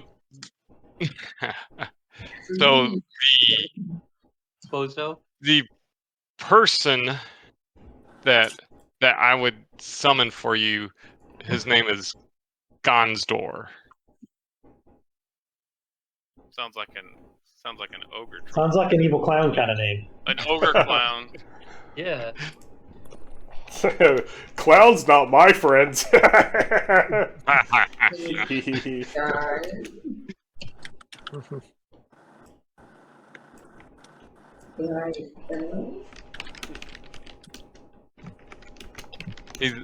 He's rather unique.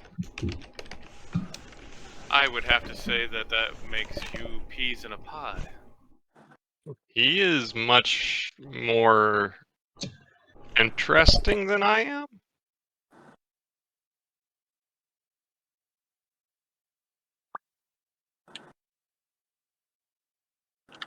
Well, that's... I'm going AFK one moment, but I will be back, and I am wearing my headphones, so I will hear everything. I thought you were describing what you're wearing. This was going to be a different kind of podcast. So I'm tuning out. you said you were summoning him just out of curiosity. Is this of a mystical nature, or did you just actually send him a letter?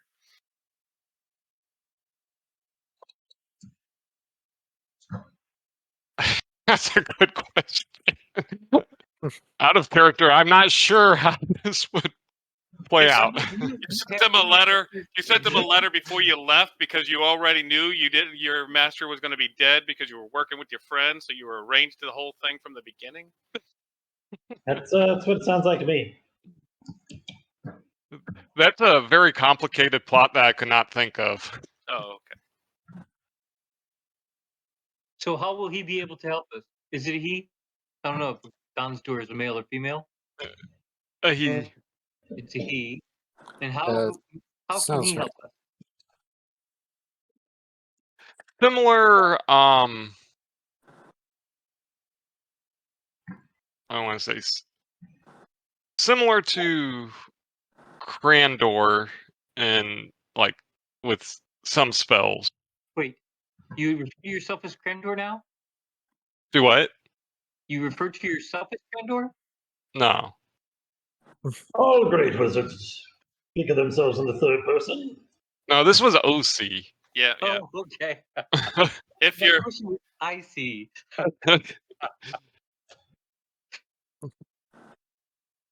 So similar to a wizard. He inherits a tower and it goes to his head. Immediately. Yeah, he goes to third person right away. I mean, what's the world coming to? Krandor the Mediocre, owner of this tower. That's what the sign says.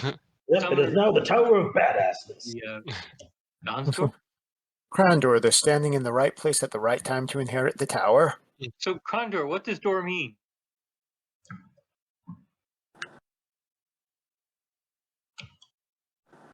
Door? Yeah, it's The the end door? of your name. It's the end of your summoning's name, right? Gonzdor, Krandor. There's a theme here. Hodor? Are you siblings? It is. It is from Winterhaven. Or wait a minute. No, not Winterhaven. That's where we are now. Fallcrest. Crest. Okay. There are doors in Fallcrest? Yes. Every building usually has at least one. It is one. It is one of the guilds. So anyone from that guild is going to have the last have door as part of their name. Yes. Huh. So if you summon this individual, will they come from Fallcrest here to meet us? Only to find out they have to turn around and go. Or they'll be waiting for us at the gates of Fallcrest? if my summoning skills are good enough, they will be. Well, I hope your summoning skills are better than mine, because mine haven't worked yet in my whole life.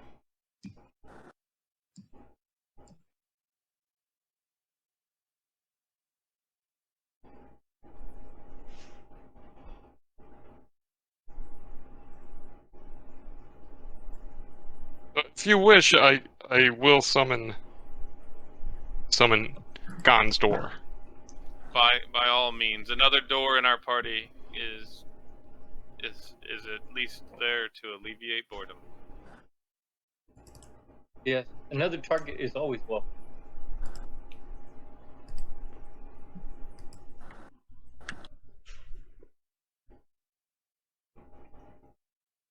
Sometimes you leave the door open and it becomes a job.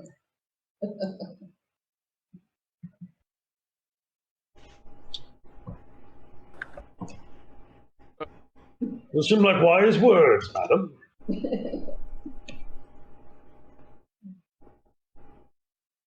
So Fall Crest is about 5 to 7 days. Yes. Yes, I believe my summoning should be able to get Gonzdor there to meet you. Huh? Okay. So you're going to do something that's going to have him meet us at Fallcrest. Yes. And how will we recognize him? Or her, because I don't think you've ever actually stated. It is a him. You did say it was a he. Oh, okay. I missed that part. I'm sorry. I think I got turned around on who was on second. Someone named Dor. Who's on first? What's on second? I don't know. Who's on third? He's rather unique. It is. He will be a goblin. He's a goblin. He will be. Goblin. Do you have a shape changer? No. He is a goblin. Did that actually, I'm curious, did that hurt? That was a statement of fact. Did that hurt? Yes, it did hurt. Okay. Just the fact that he made a statement of fact makes me worried that he's not a goblin. Well, he seems like he seems honest if he tells us. It's the absence of what he says that is more concerning. Yes, but the way he answers things, you can never really believe what he says. Well, is that a door thing? That's a Krandor thing. Oh, Not a Gonzdor thing? So we are looking for a goblin named Gonzdor. And he is part of your guild and does like magic. That sounds about right. Does he know the same spells that you know? I don't know. I've been away from him for a while now. Well, shouldn't you summon him and find out? And that way you might be able to get a spell or two before he leaves with us? Or don't you teach each other spells? Is that against your guild? I actually have not had communication with him in a while.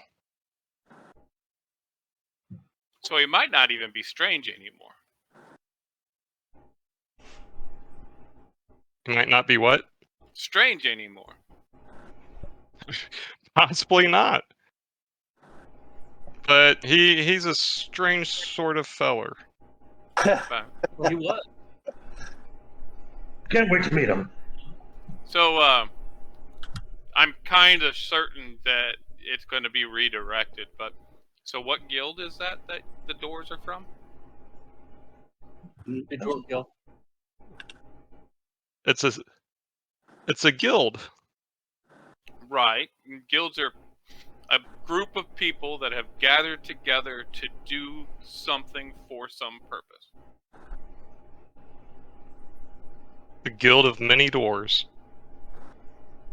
Yeah, I told you there. That was the answer. Digging it. I'm down. I hope adding one more door to this tower helps you figure out what you need to do. So did the door need to leave you a note on the door of the tower?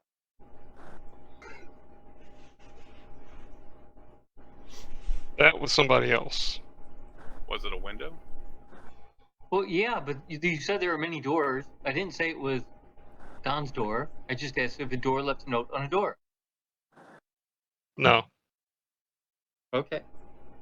Odile is bored of this conversation. She's not an expert in the architecture of cities and has decided to wander off and go fishing instead. Okay. Like I said, it is after sunset, and probably currently it is actually getting to where the light is going away completely. She's recently purchased fishing equipment and torches And she can go night fishing. Okay. Be careful, you can't see in the dark anymore. She has torches. Did you buy some? Yes. Okay.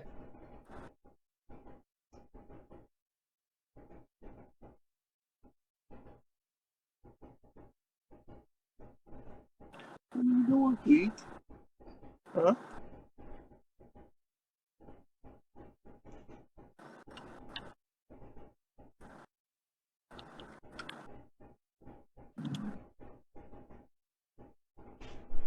Okay, so let's see. One. Are you all leaving tonight, in the morning?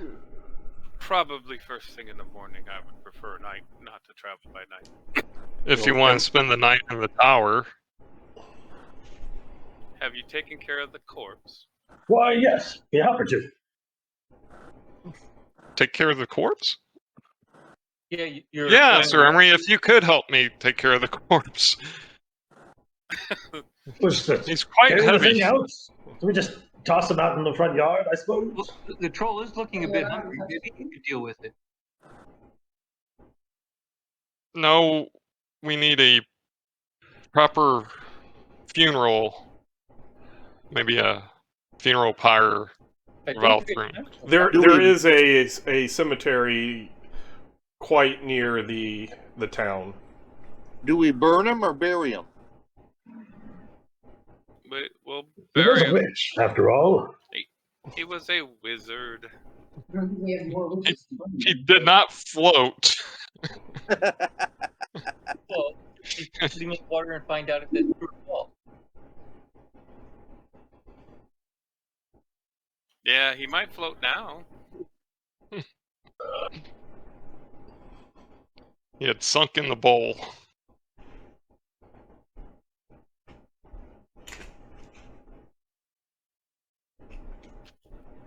Yes, I will say some words over his grave, and you guys can bury him.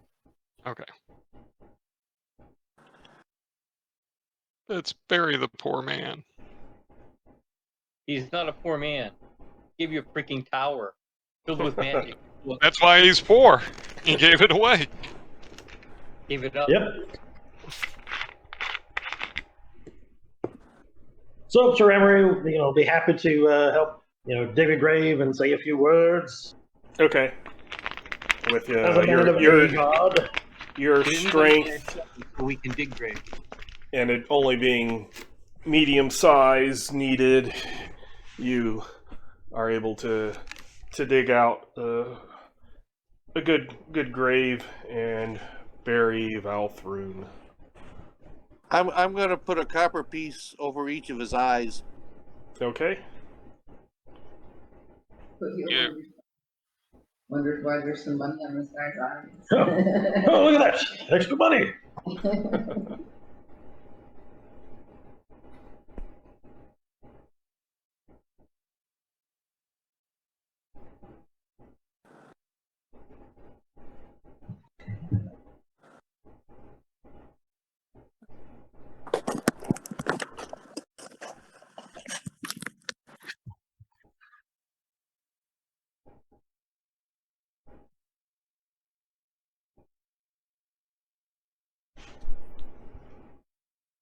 Okay, so let's see.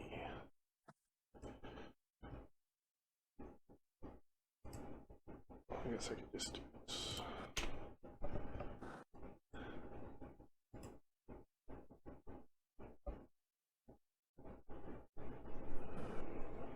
Huh, that should.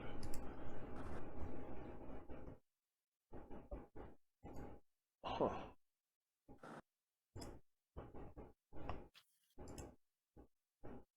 Not stressed.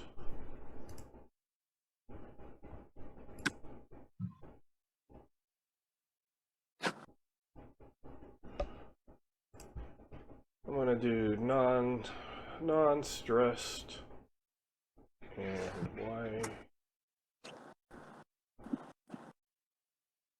Huh.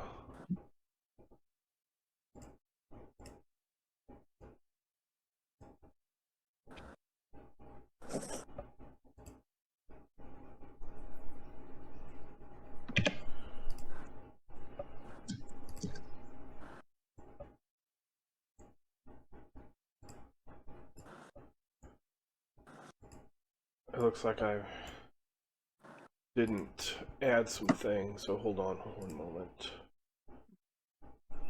Okay, modifier. Okay.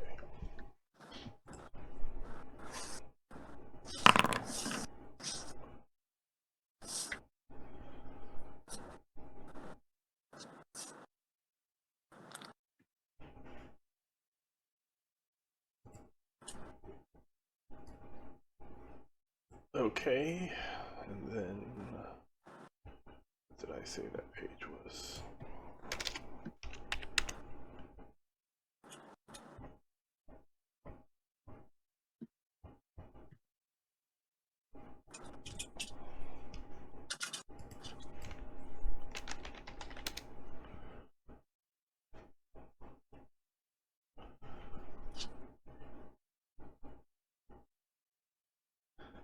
So, Bodil, you catch, after cleaning and everything, about 15 pounds of fish. You found a excellent area to do so.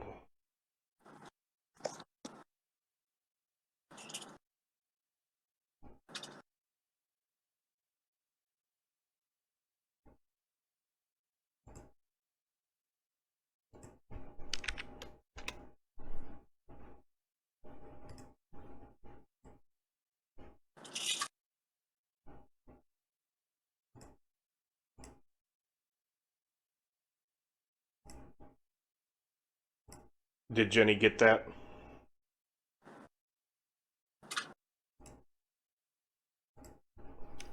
I'm hearing you. She did hear it. Sorry, my fault. I had us muted for a moment. Bob muted me. Okay. She does whatever she needs to do to preserve the fish for travel. Okay.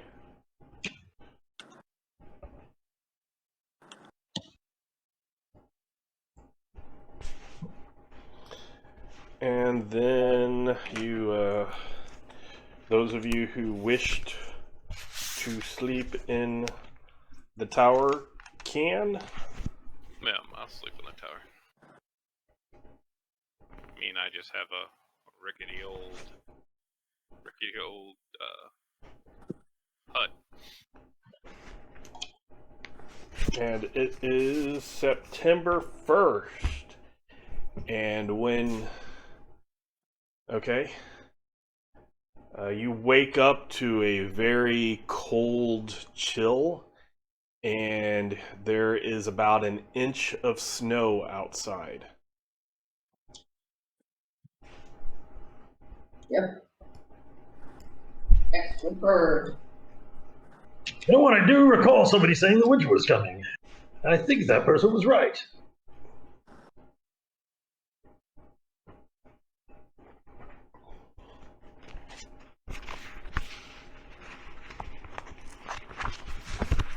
You see people out in the streets kind of talking and gossiping and trying to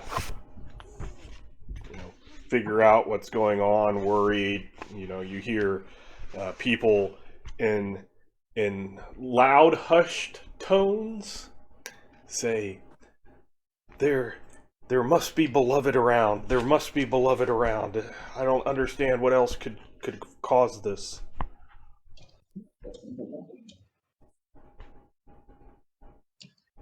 What's nice?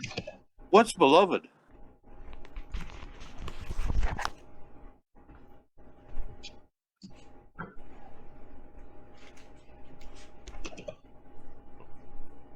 Those horrible, horrible people that sell their souls to unholy and infernal powers. Why would that make it snow? Because they're unholy and unnatural. They can also make Wait, did someone say something to me? That checks out. milk curdle and things like that as well. It's just their presence that does these things. Yeah, I mean, do you not? Where are you from, Francis? I mean, have you not heard these rumors?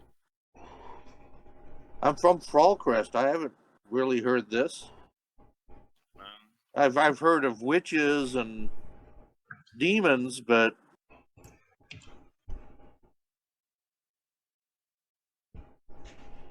Bodil, by the way, definitely had a hard time waking up this morning.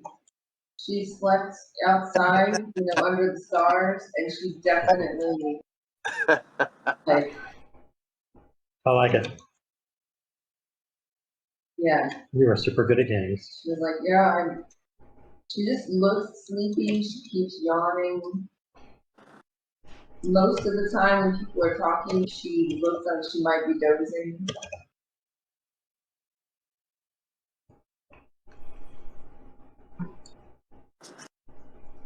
maybe we should get on the road before Bodil falls asleep. Yeah. Yep. She yawns. Yep, travel. That's good. Yep, that's the ticket. Let's get on the move. Yeah. You see that Rangrim Glintshield and the dwarves have gathered, and they are talking with a human, and the human kind of shakes his head a little, and the dwarves kind of shrug. And Karnak walks over to you, and he says, "This strange occurrence will definitely ruin the town's crops, but their mayor is not wishing to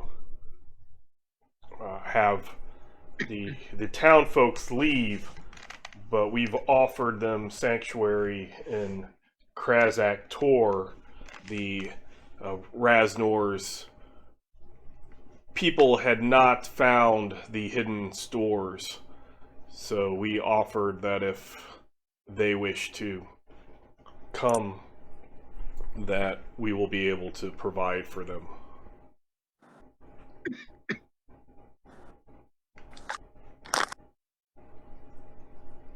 Well, it seems mighty swell of you.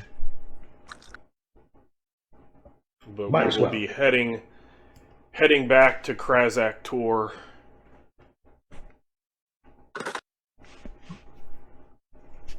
And thank you again, and may your journey be peaceful.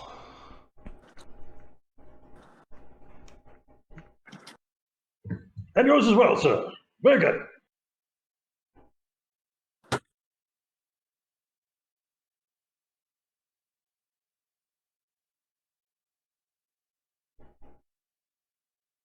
So is Emery sporting new armor? Yes, he he is is. sporting new armor. Okay. It's got some brigadine.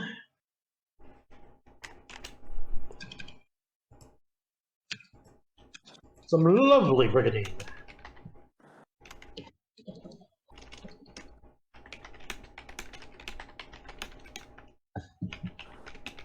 Some rather sturdy looking brigadine. Oh, Bodil picked up some bird food as part of her supplies. Okay. And occasionally offering the bird food, whether it wants it or not. It will happily eat the bird food.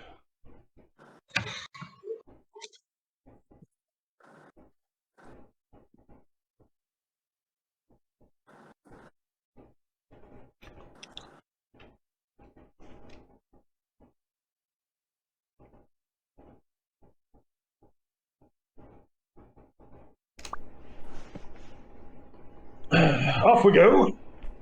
I've got my big pile of food and drink and a And tent. you and Bodil will once again have to pull the wagon, unfortunately. It is super unfortunate, I must say.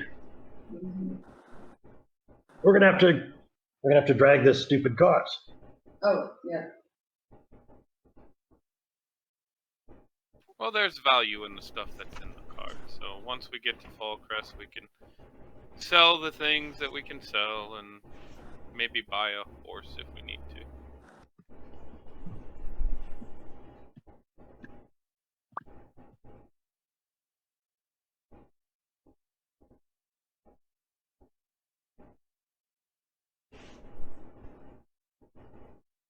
Okay.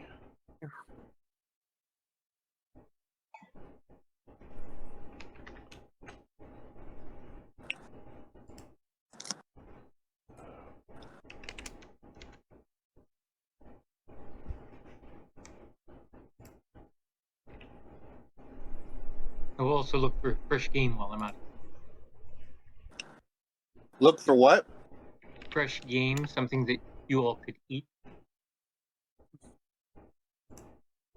Although you don't Do seem you to also like- look for? Do you also look for plants? I usually do, but it's hard to see it under inches of snow.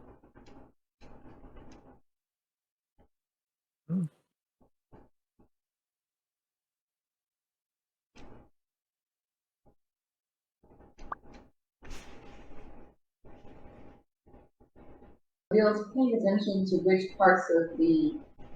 bits of foods on the bird tree the bird likes the most. And then she's Okay. gonna start trying to do, like, attempt to train the bird to do, like, little tricks. Okay. Just, yeah. Jenny doesn't know what the tricks would be, but little pointless things like, land on my outstretched hand and bob your head up and down for a treat or whatever. Okay. I saw a carnival where some person had taught their bird tricks. Well, this is not my bird. This is just a bird. just a bird. But we're not going to claim ownership of this living creature. But wants to spend time with me. I thought we could have some fun.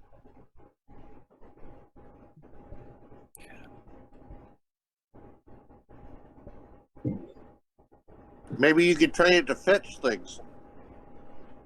Well, I mean, that seems pretty great.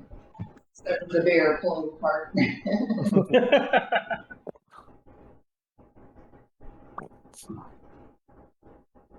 So Krandor walks down into the caravan, into the tunnels where we were with the bird. And now the bird is traveling with us, but Krandor isn't. I wonder. Where's Grandor?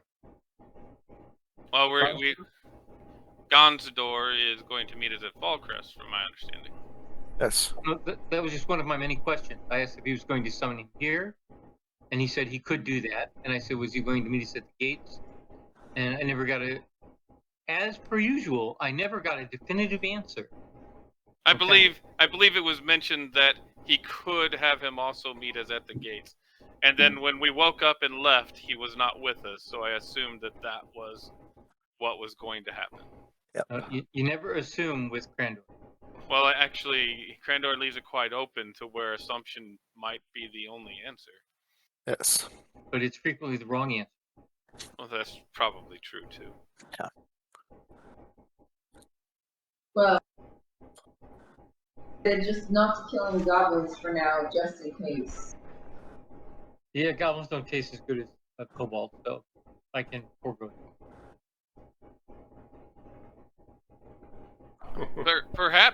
Perhaps some of the things we encounter, if they're capable of speech, we find out if they need killing before we do it. Ah. Yes. So that we don't have a whole underground tunnel incident again where we mistakenly thought they trapped us there, but instead we just killed the survivors who were trapped before us. Not all of them. And put them blind. Yeah. Yes, they were also robbed by some of us.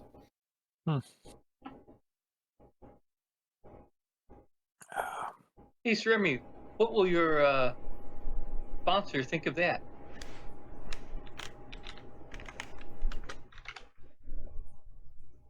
Well, it was an honest mistake. They seemed rather aggressive at the time.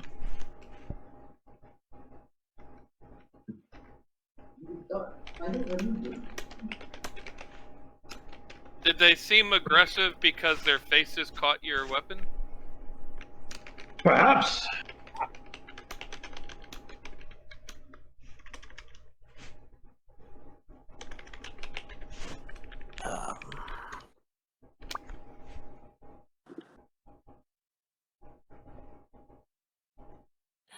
Yeah, I guess it's because they've forgot to use the universal greeting. Hey, wait, don't kill us! Yeah. See, this guy gets it.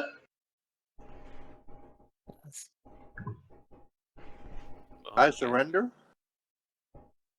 Another good one. Very good. Yes. See, you're catching on. It looked like one of them was sleeping in his bed. Not in the face. Not in the face. Oh, Yep. it's right up there with That's no Bawi excuse. Brani Nineba.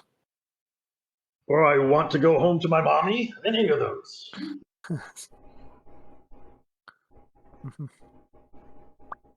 Oh, Fine choices. First, yes. for communicating that you do not wish to be beat up by,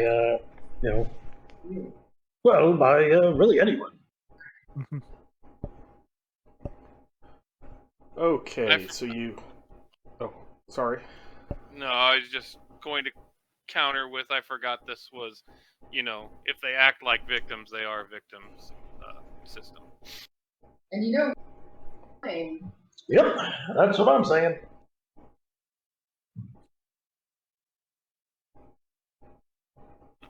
And down the road in the winter we go.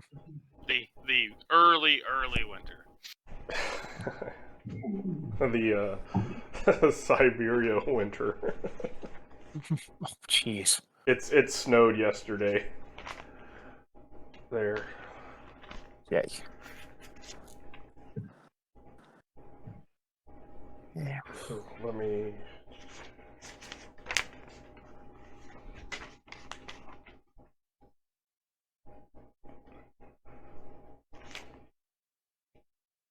Okay.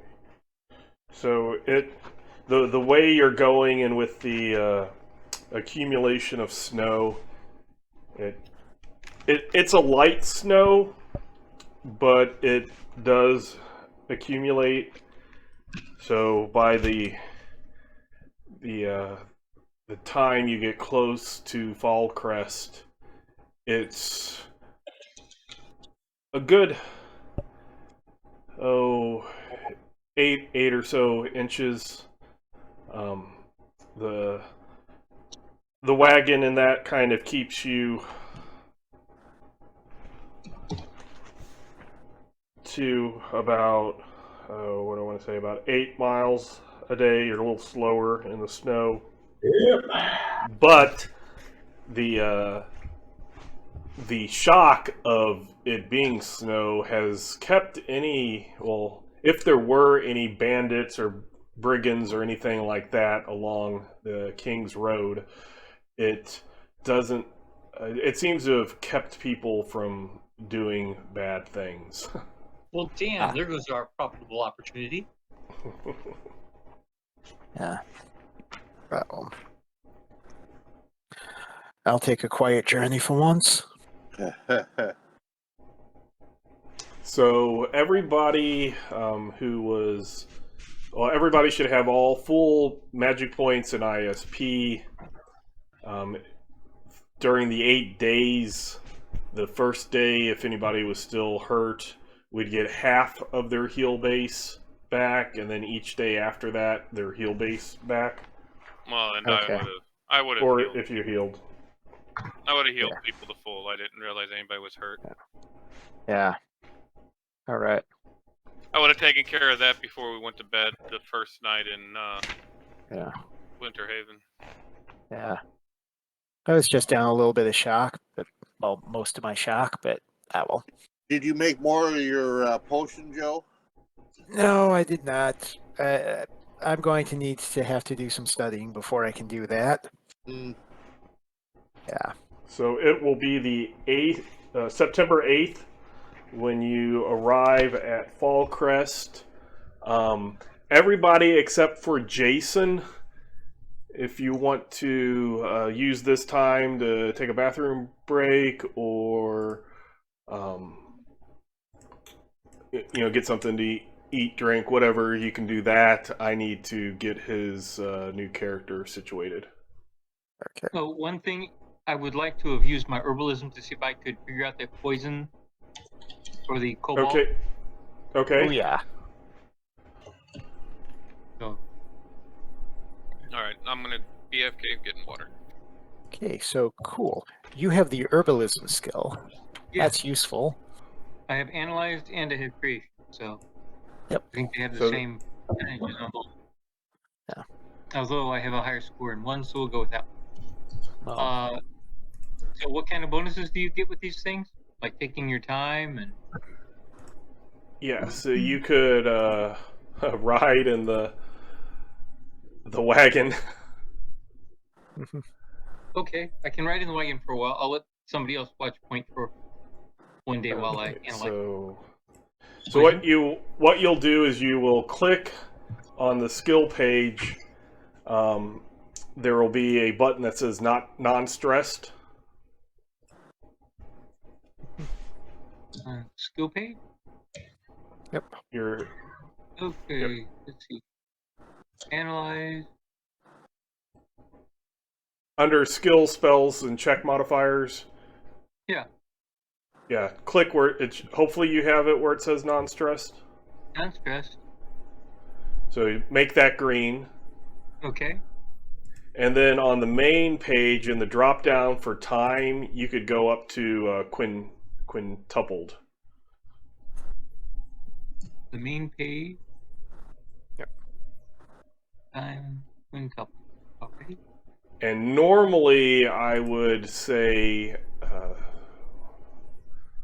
did that one not get on certain people? Yeah, normally I'd have you do moving, but since you have various days to do it, I will not include that. So then you can just hit the skill. Heroic success. There we go. Okay.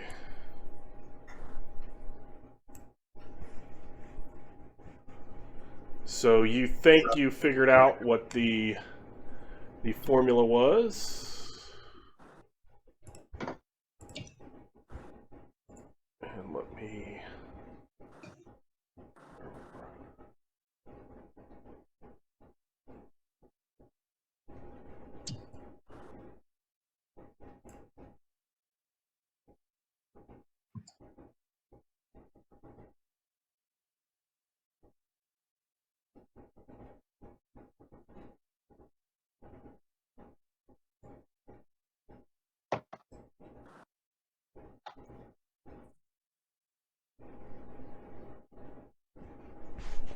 So it seems to be a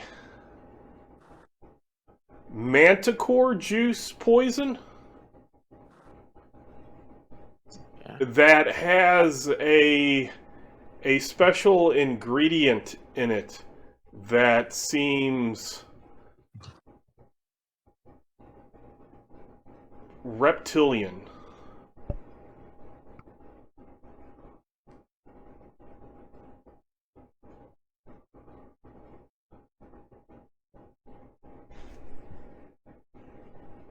Already? And the manicore juice is under poisons in the product. Yep. Well, I will write this down and give a copy to Esty. All right, I will. Let's see.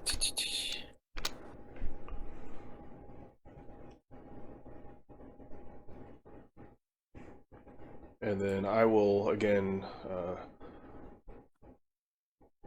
talk to Jason quickly to figure out his new character. Hey, Jay. Yeah. Okay, so you can also do the same thing. You can click non-stressed and then set your time for quintupled.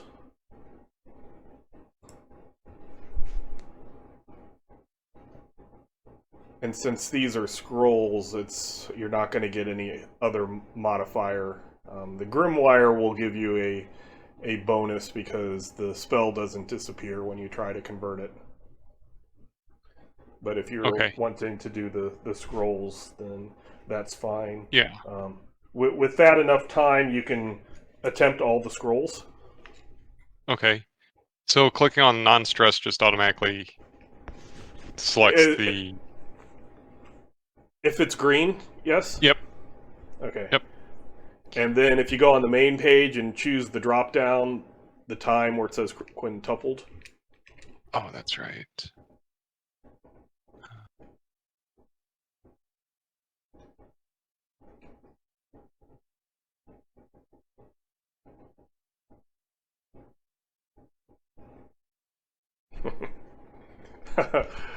Bauer just wrote difficult on the main page. I see it now. Yep. Quintuple. Yep. Okay. Okay. I just am laughing at Bauer's message. Doggy potty break my pet, not my character, because his character is a wolfman. Oh. That's funny. Okay. So from my list, it looks like you have a scroll of Fog of Fear. Yes. So we'll go ahead and do that. You should have a scroll conversion skill. Yes. And if any of these spells that you get, if I don't have them by the time we do the next game, I will have them in game. Okay. But some of them should be ready to drag and drop onto your character sheet. Okay. So just make sure you have it on private GM roll. Yep. Okay. I do. Okay, so you gain Fog of Fear.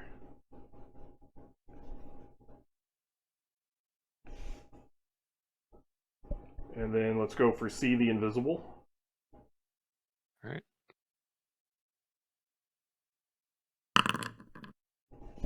Okay. I'm seeing the total. Do you see the die roll, though? Or the success? See where it says D100 roll and then it says 32? Yeah. 32 is what I you rolled. Do. The total is what... Yeah, you should see. I mean, you know if you succeeded or not. Oh, okay. I thought since it's a private GM roll... No, that means other people aren't seeing it. All they're seeing is that you rolled some dice. Okay, I gotcha. Blind GM roll is when you don't see it either. So okay. The total is just how much you made or missed it by. But in the brackets is what you actually rolled. Okay, so you saw you get to see the invisible wisps of confusion. Okay, so you got that one.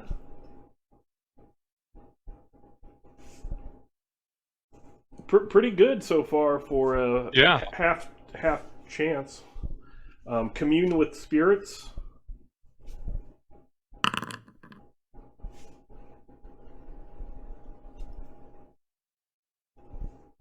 Part waters. I think that is the... Oh, wow, you got that one too. I think that's all of the scrolls. Yeah. Yes. Okay. Nice. So you learned all of those. So the next thing is you're going to need 10 teleports, but you know the area, so it's the best % chance of not dying. Yeah. So let me go to. I think that was a level 5.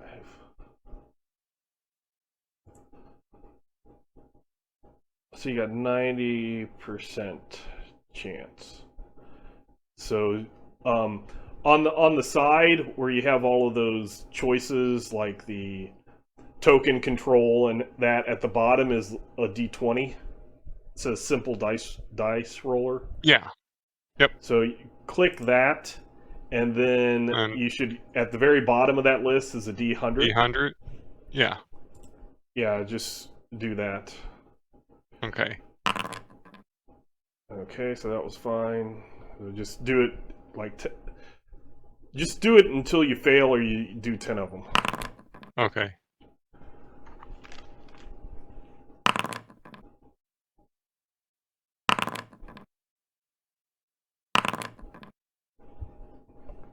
Oh. Yeah, never mind.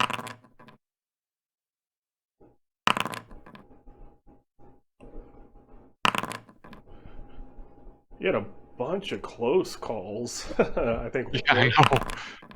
Okay, so yes, you in 10 teleports you arrive at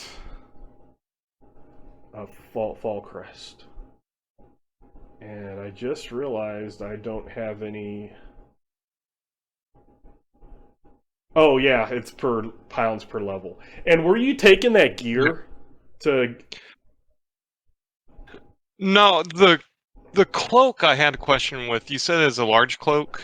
Yes, a large cloak. Okay, so that would not fit the goblin. Oh, definitely not. And the Okay. medium sword wouldn't either. As a goblin, No. you are. I very small. went the sword. Yeah. Mm-hmm. So okay. So no, I'm not taking any of that. I'm just leaving that in the tower. Okay.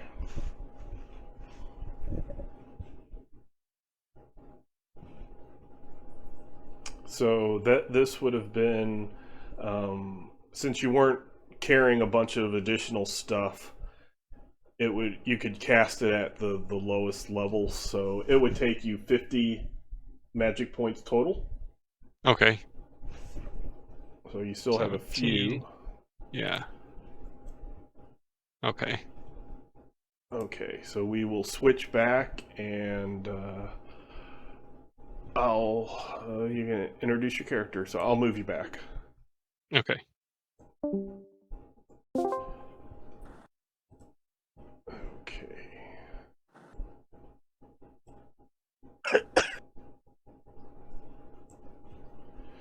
So you get to Fallcrest. As you get towards it, if you again look at the map, which I'll show you, although it is kind of small. I'll see if I can get a larger map. The road goes to a bridge that is south of a little island, and you cross over the bridge and you get to Fallcrest. But standing on the far side of the bridge is a goblin. Okay. Is that the bridge, the little wooden bridge way up at the top of the map? Yes. It has like a circle that probably is a number, but it's so small I can't see. Same.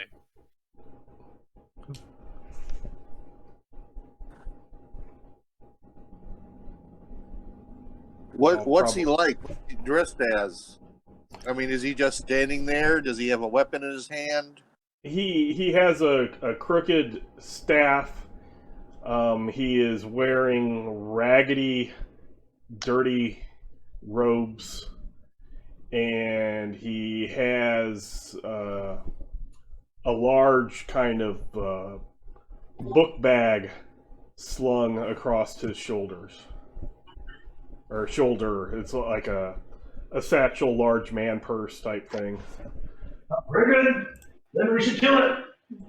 Nope, we're not killing goblins, remember?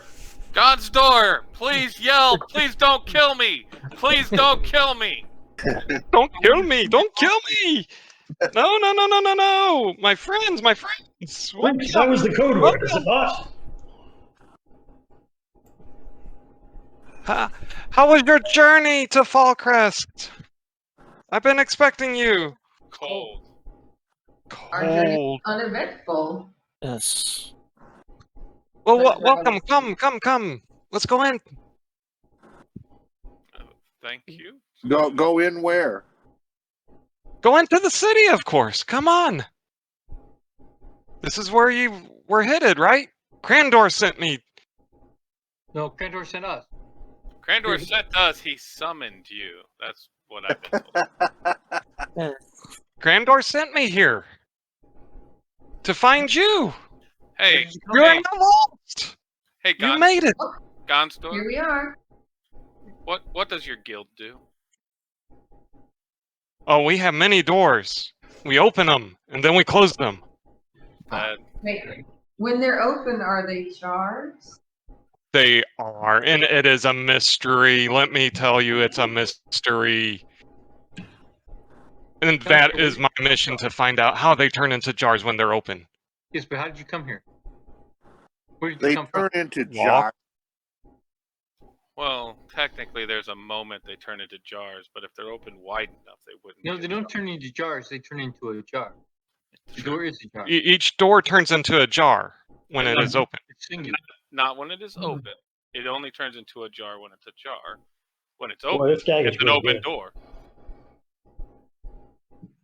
You just confused me. You blew my mind. You solved the riddle. I don't understand. You have solved a mystery. So Old bearded Mystery of man. the doors.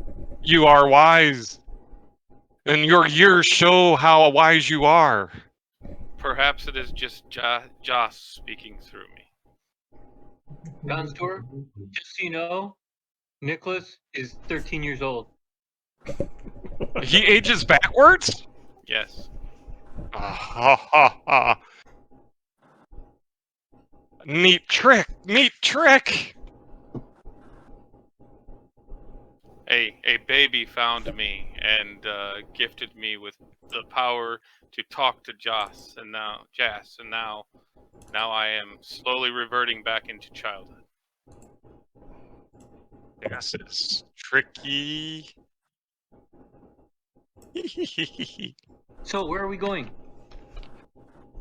Where are you taking us in Fallcrest? I'm just taking you to the gates. I don't know where you were going. Well, I was just told to meet you and follow you and be with you and be your goblin. Do you not have any friends? If I give Sadly, no, I do not. That's important. That means Krandor lied. Oh, well, is it possible? Besides Krandor, of course. Okay. If you're going to be our goblin, what does a goblin do? Goblins do what goblins do. I mean, they're they're just like the rest of us. We all do what we do. I mean, it's not a racial thing. But it is, if you're asking It what is. goblins do. Well, obviously, he casts some magic. At least that's what Krandor said. Oh, they're more of tricks, I would say. Oh, well, then you'll do well with Jazz. Or Jazz? Jazz. Yes. These things here are tricks. I consider magic tricks. Okay. So, Trixie one. Where's a good inn for us to stay at? Where would you like to stay? I kind of look at his clothes again, like, you know, the tattered and dirty. Perhaps he's not the best one to ask. I whispered to you. There's a old wooden box. In an Would you alley? like to stay in that? In an alleyway? I don't think we can all fit in an old wooden box. We could scrounge up some other wood and make other boxes? Big You boxes know, for you. You are our giants. Really close to the bridge is a tavern known as the Silver Unicorn. So you do know that Okay. exists. Does it cater to all sizes? Yes. It might be a little bit. It definitely large sizes. For Bodil and Sir Emery, they might have to duck to get in, but it won't be too hard. But will they have to sleep on the floor, or will they have a bed large enough? That's what I was. Probably. It would be two. What do I want to say? They would take up. They would get charged for 2 people. They sleep 4 to a bed. 4 to a bed? Yes. Oh, missing my cottage back home already. I now have to Very share. friendly place. I now have to share beds with people. Hey, Gonzdor. Do you know the spell cleanse? The normal way that like D&D and other games portray inns is pretty erroneous. Basically, they tried to shove 4 to 5 people into a bed, so you paid for a slot in a bed.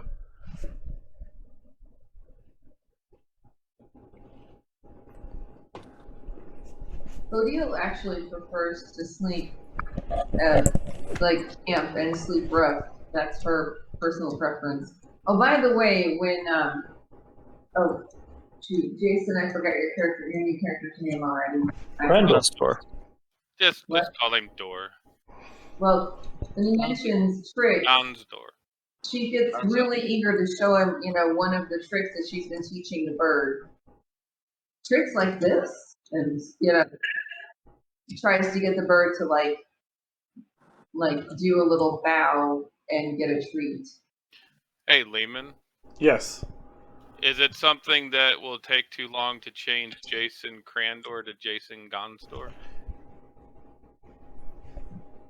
Oh, on his on the player tab. Oh, we'll see if he logs out and logs back in. Okay. Is that's? Oh wait, I could do it, but it would kick everybody out, so I won't do that until next game.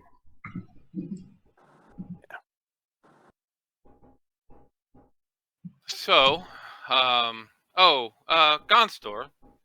Yes. Is that bird Krandor's? He said it wasn't, but he doesn't always tell us the truth, or at least not the full truth.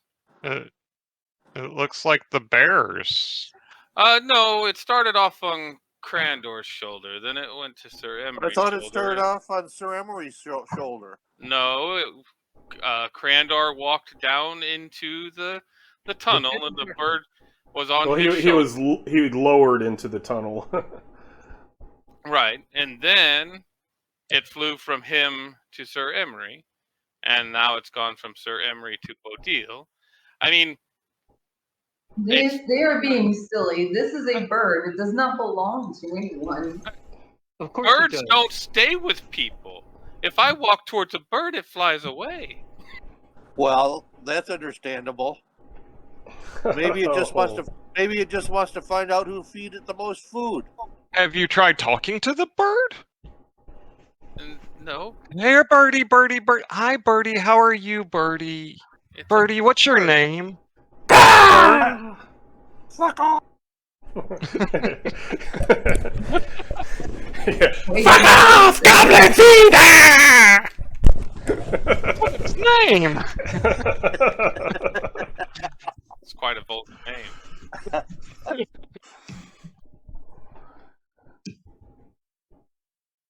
I'm just saying it's odd that the bird has started traveling with us for 8 days. Well, it's been longer than that. Yeah, because that's true. Basically 2 extra days. That is not the natural way of birds. They're smart birds. I mean, if it sees us as an easy source of food. Have you looked at Bodil? She looks like she would eat it as an hors d'oeuvre. Bodia looks down at herself and looks kind of appalled. I've not ever eaten a bird, but I have been feeding this bird, so perhaps it knows that winter is coming and wishes to be close to someone who will feed it. Okay. I mean, I personally have eaten birds. I've never eaten crow or raven. I mean, hard times notwithstanding, at least. Okay. I've just thought I would voice an opinion about the fact that, winter started a little early and a bird that would just started joining us. Well, like I said, they're supposed to be the smartest of birds. What are?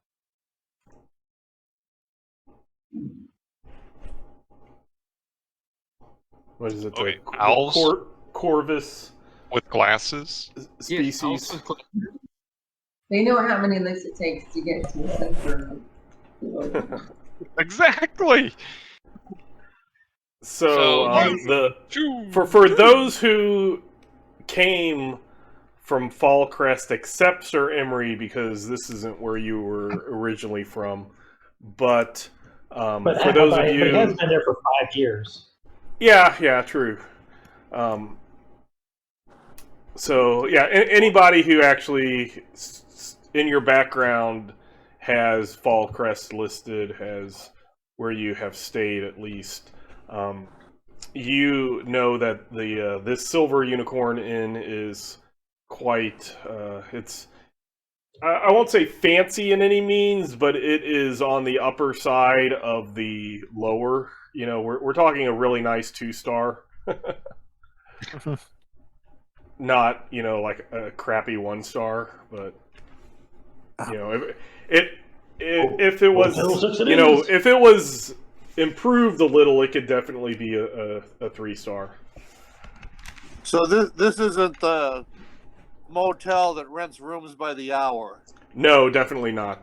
This is it's a pretty respectable place. By next adventure, excellent. I can't remember because I get the innkeeper for Winterhaven and Fallcrest messed up. Hold on, hopefully I have this listed on my wiki.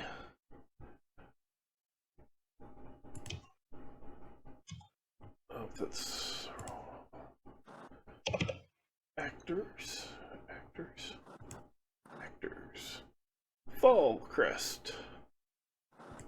Wistera Osterman. Or Wissera, sorry. Wissera Osterman. Osterman. I'm typing it in. She's actually a Gelfkin, so she's really small, owner of the Silver Unicorn.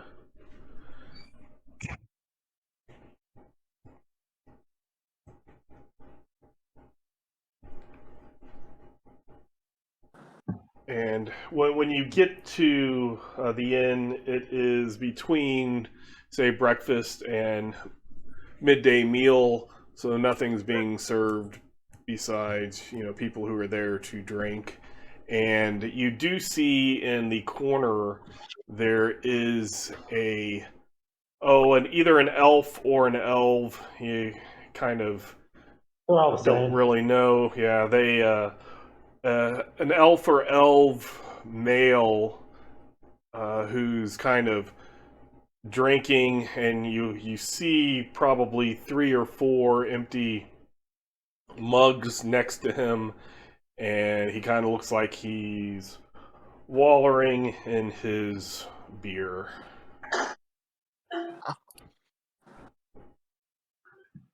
And we can go ahead. It's close to 9, so we can end here.